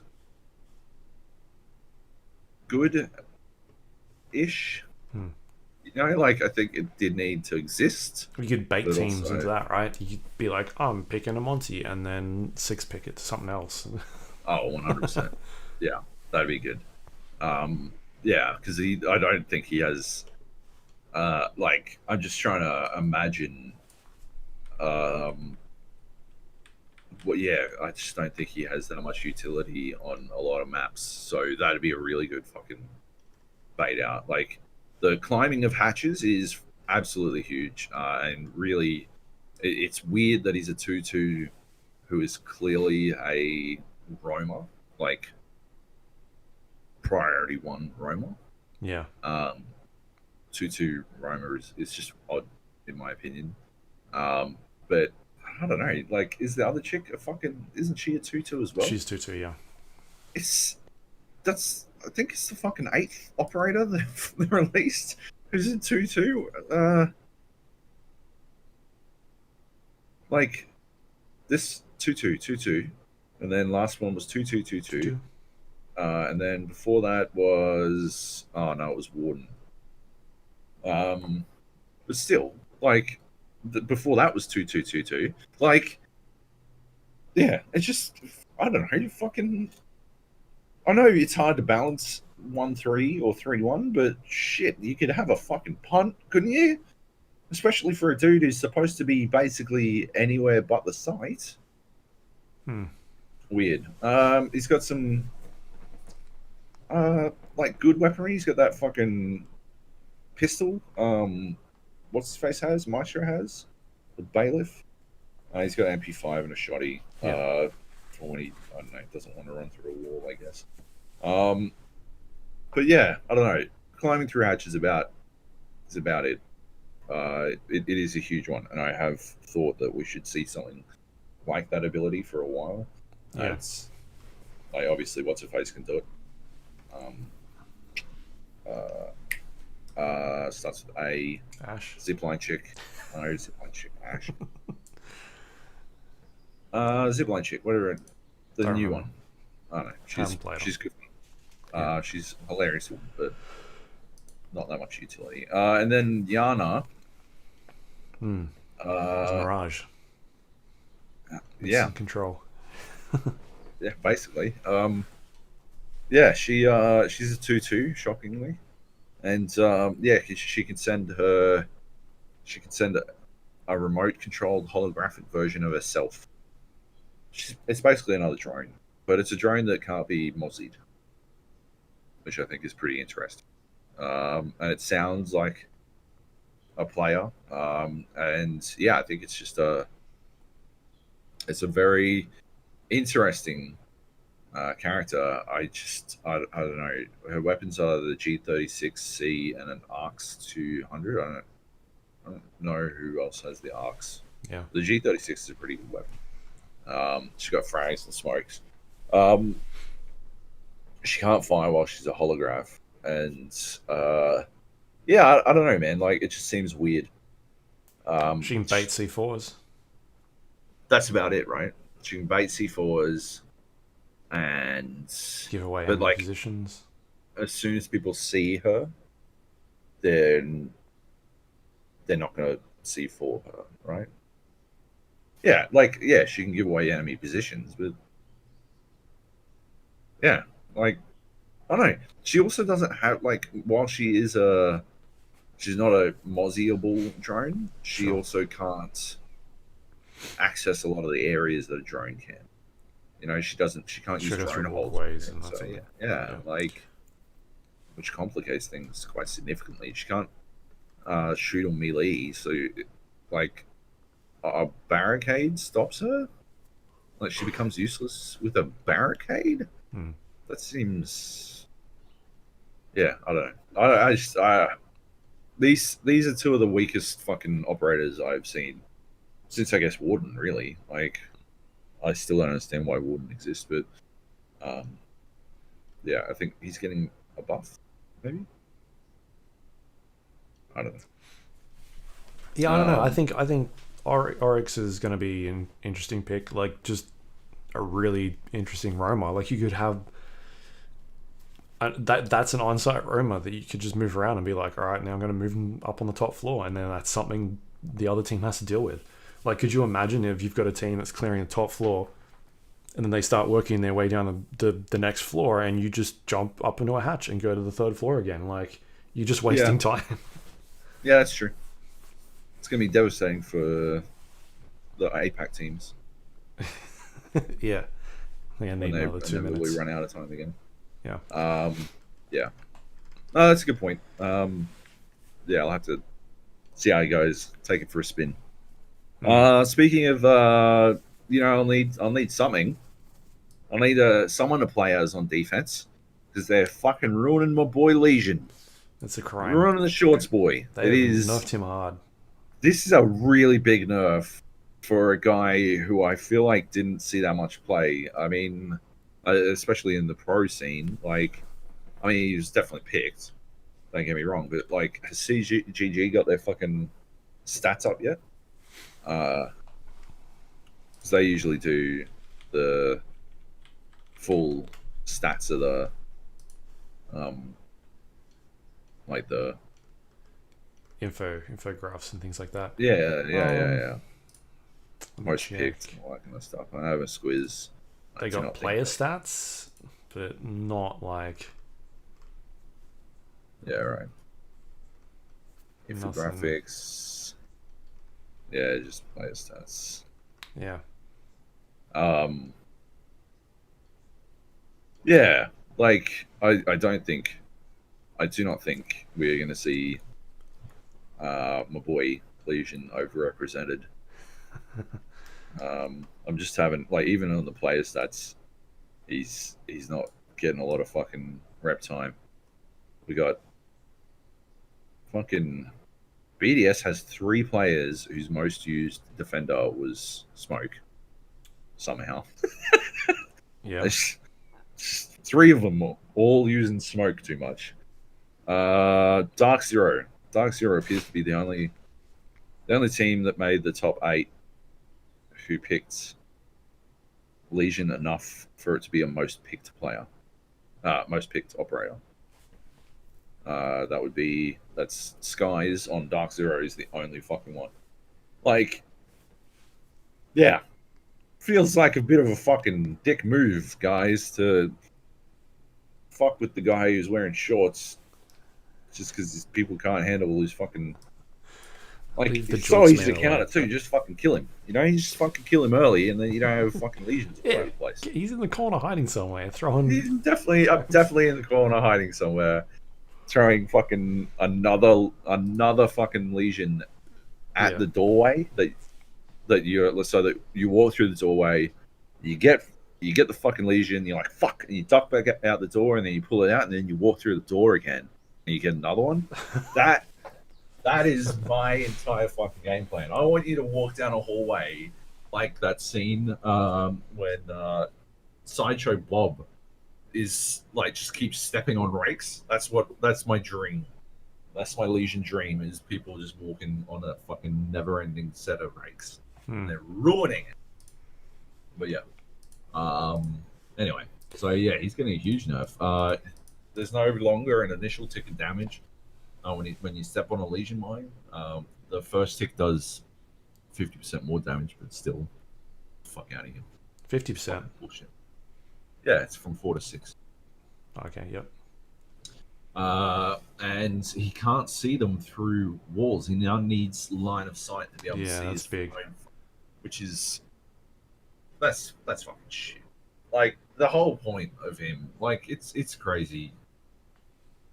Yeah, it was really useful as knowing where someone is, like, it's information. Yeah.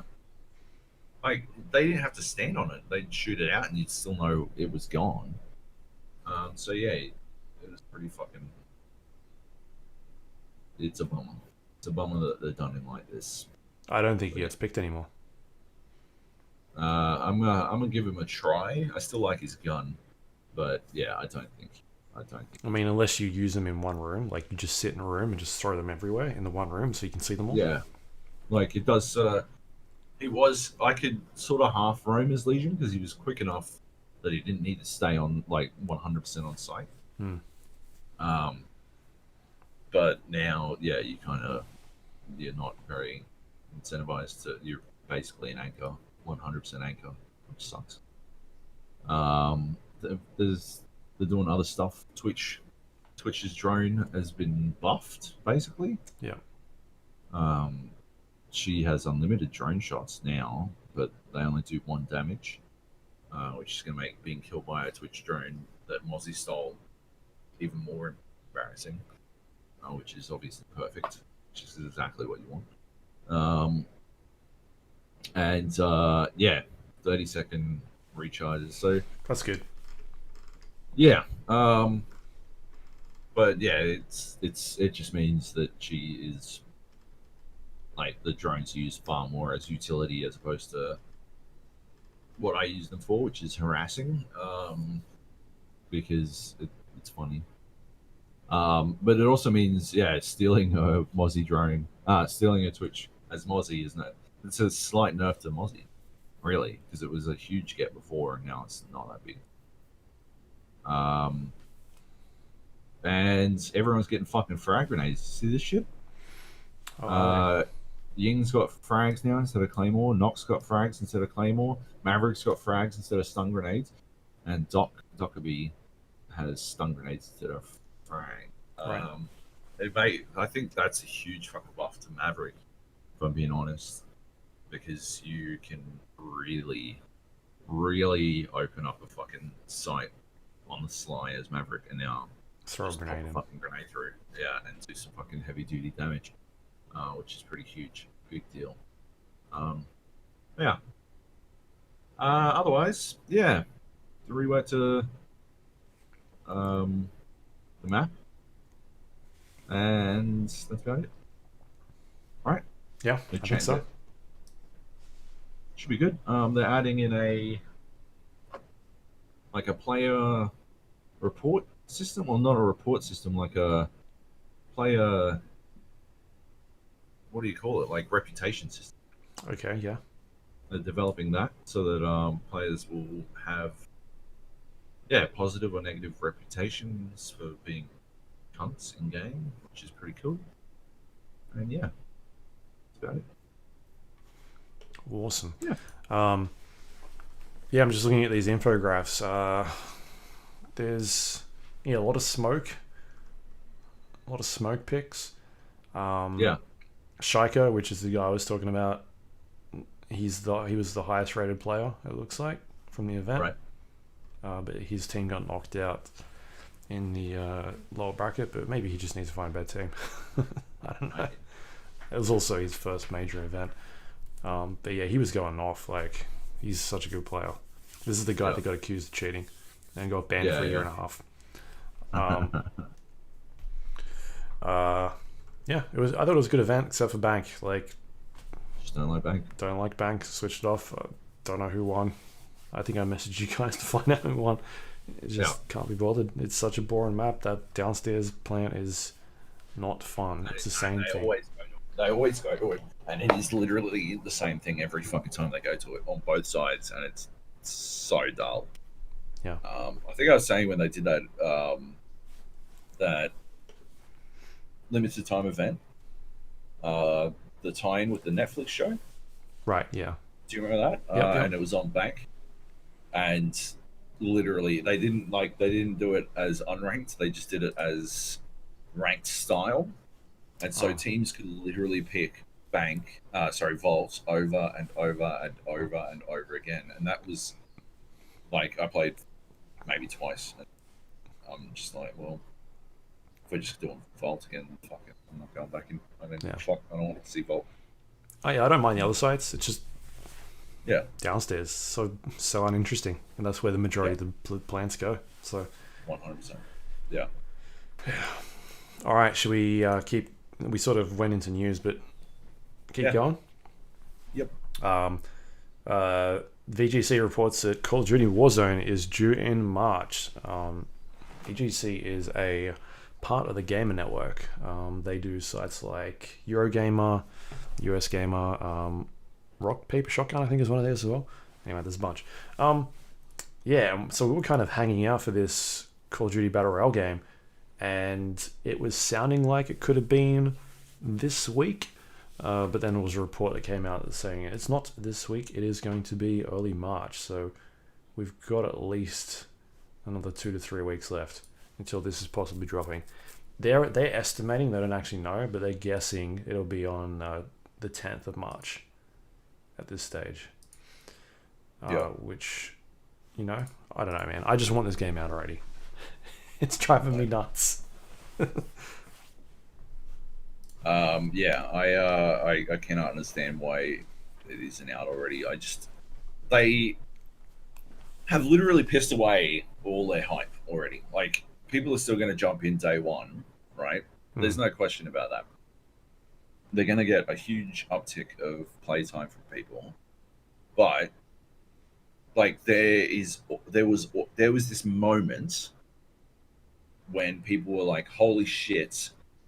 It's like, look at the fucking intro to like, and it was there were news articles and shit. Like, that was the time to fucking launch it, right? That's how you do an Apex style launch. Is when everyone's like, "Oh, what's going on? Oh, all these streamers are talking about something." Bang! Oh, and it's out right now, and you're like, "Holy fuck, what?" And yeah, that was the time. At the latest, right, was Tuesday this week. I think was the latest that they could have done it and gotten away with it. March 10th is too fucking late. Yeah, it's a month after they dropped the teaser trailer. Exactly. Like, what's the point then? What's the point at that point? Like, that is... It feels so much like Firestorm. It feels so much like Firestorm. Like, it's literally the same, pretty much the same dates, right? Same... Yeah. Except that the difference is that they announced Firestorm as a thing that was coming and a part of the product, whereas every time we've asked them about Battle Royale, they were like, "Oh, we're not doing anything, or we're not talking about anything. Like, we don't know what you mean." Yeah. even though it's been leaked since a really long time now. Yeah. Hmm. Yeah. And like the litigious efforts to shut down any chatter about it as well. Just Yeah, like, what are you doing, that's guys? a thing I'm pretty annoyed about. Is that content creators have been covering the leaks, and they're getting DMCA'd on like YouTube.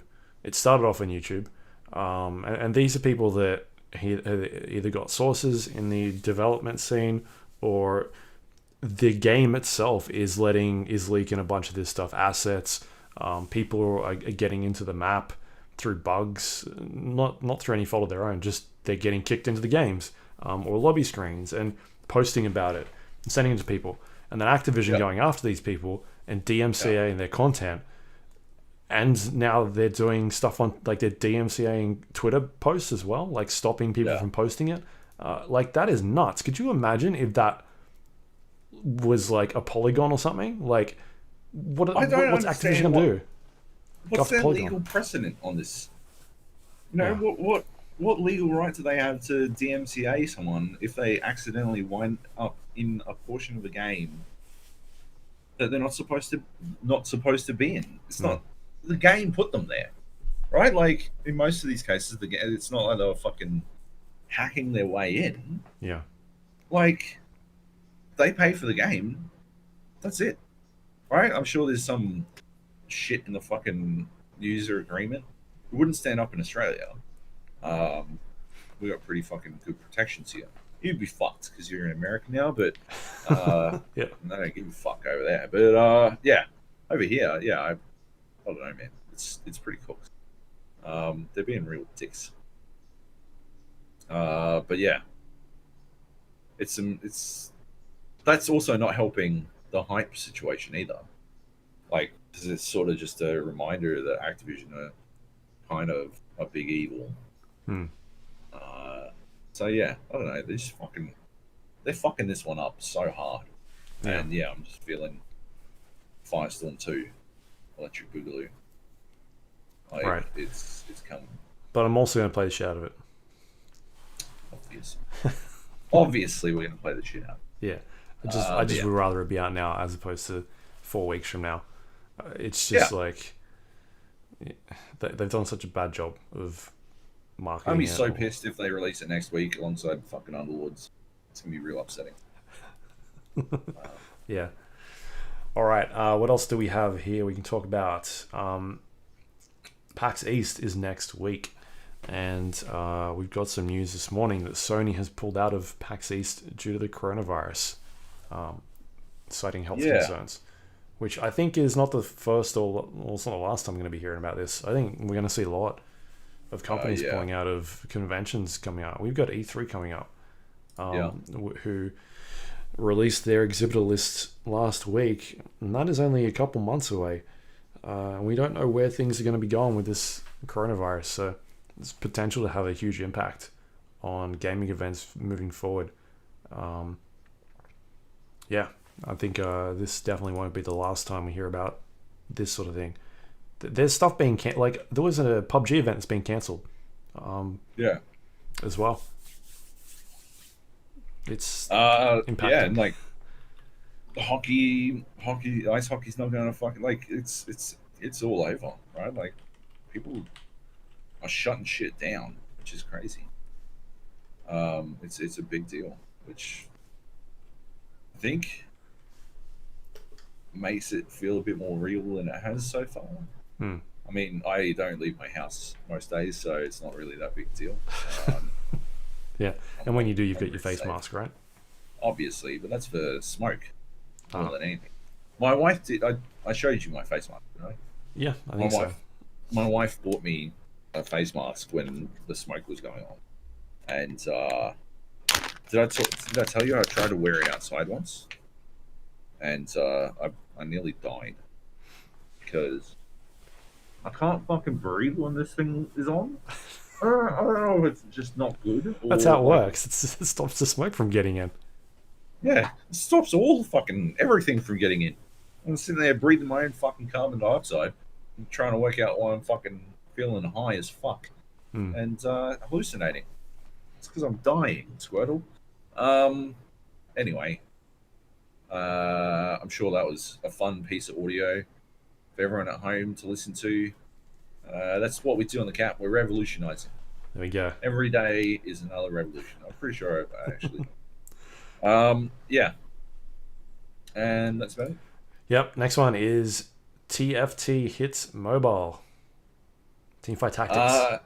Teamfight Tactics is out on mobile, so we love our auto battlers, and yeah, Teamfight Tactics is now available on mobile in certain regions. I have it installed. I can play it, but I can't get my LastPass on my fucking phone to work. Oh, okay.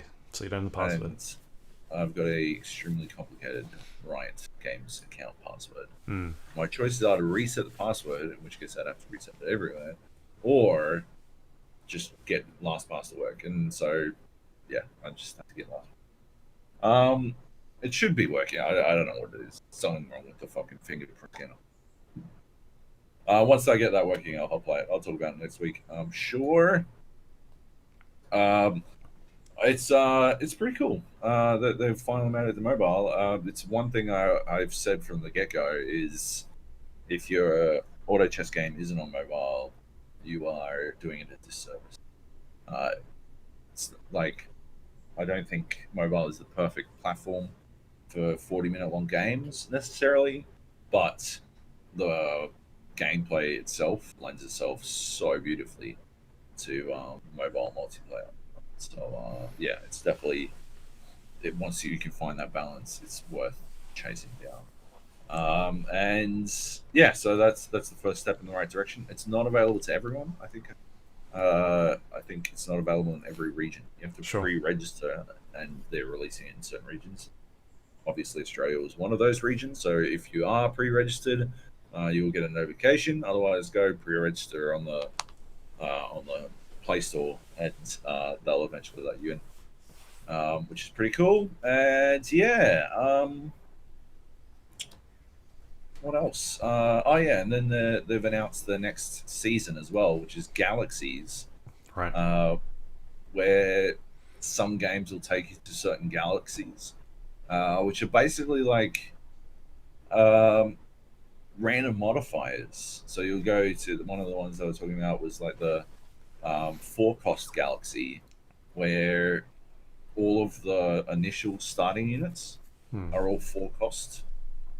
They all cost 4 gold. So you always get one free unit at the start of every TFT round that runs around in a circle. So yeah, you the four-cost galaxy, you're guaranteed to get one. Sometimes you can miss out. And the other ones you get like a 2-cost at best. But yeah, no, everyone will get a 4-cost, and it'll be up to you to decide whether or not you sell that 4-cost and like start off with like an extra 4 gold right off the bat, or if you build a team around that 4, and you'll have to work that out yourself. And yeah, that's a cool fucking switch up. I think it's cool little turn. So yeah, that's cool. And then they were describing another one, but I can't remember. It was like, I don't know, certain. Basically, it'll just be like certain fucking elements is the current one. Certain like heroes will be buffed in certain galaxies, or certain synergies will be more effective, and you'll have to. It's an interesting idea. The crux of it is to make games feel less similar, because that has been a pretty common criticism at the moment, is that a lot of the games feel very similar, and you like people are just building to the same thing over and over again. It's like back when Underlords was in its Knights phase and they weren't able to bust people out of Knights. They're just trying to shift people from just doing the same thing over and over again. Yeah, which I think is a good idea. I don't know if specifically powering up certain synergies is necessarily the way to go about it, because it tends to give RNG, a lot of fucking like weight, right? If you happen to roll into the right synergy from the get go, then you just get a massive fucking boost. So I don't know if that's necessarily the way to go about it, but I'm sure they'll tweak it over time, and work out the best ones to use, the best galaxies, and they can change them up and add new ones or remove some that don't work and stuff like that. So yeah, it's cool that they're continuously trying to fucking evolve that game. Yeah. So yeah, good stuff. Nice. And the last one. Oh, I thought there was one more. All right, that's it. That's it. No questions, I don't think. No. Send me questions. Let's go. Okay. Let's hear. But Cool. yeah, for next. We could wrap it up then. Let's do it. The Gap. You can find us on iTunes, Android, Windows Store, Spotify, Oh, hang YouTube. on. One last thing. Yep. Mountain Blade 2 Bannerlord will hit early access the 31st of March for $50 fucking, which is pretty expensive, but I'm still gonna spend it because holy fuck. Mountain and Blade 2. I'm very excited. You play Mountain Blade, right? No. Insane game made by like this like husband and wife team, where it's got like this overworld map and you move around and you do like simplistic RPG shit, and then when you go in to actually play around, it like takes you in all the way in, and you're like just one person on the ground and you command a fucking little band of warriors and all this kind of shit. It's good. It's good stuff. I'm very excited for Mountain Blade 2. All right. And you should be too. Yeah. I was tossing up really close to getting Molson.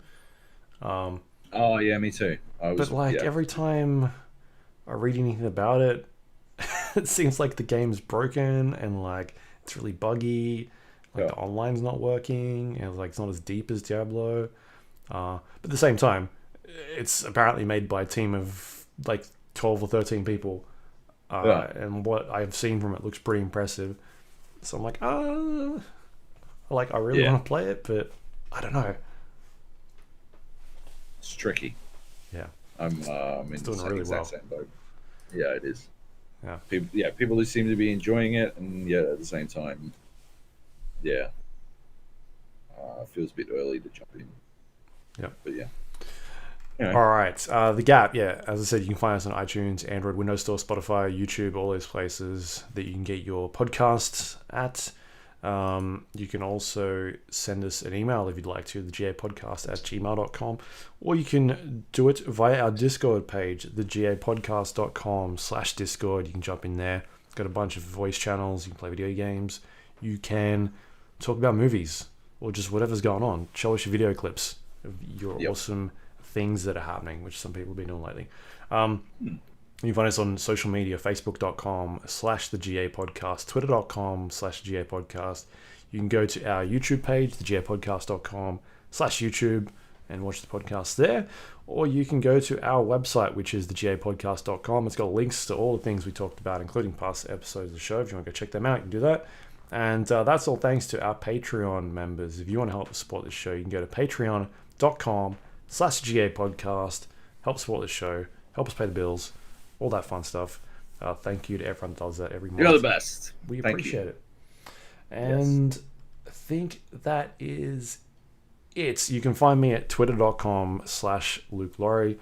You can go to survivor.com next week. I got some stuff going up. Actually, it'll be next week. I'm not thinking I'm allowed to say when, but it'll be next week. Right. Keep an eye out for that sort of stuff. Cool. Otherwise, have you got anything happening at all? No, I had something fall through, and so no, I continue to have nothing up. But I will have something up next week. Yeah. Anyway, right. But yeah, I think we'll have some stuff to talk about next week. Should be 100%. Yeah. Yes. Anyway, that is it. Thank you for listening. Catch you then.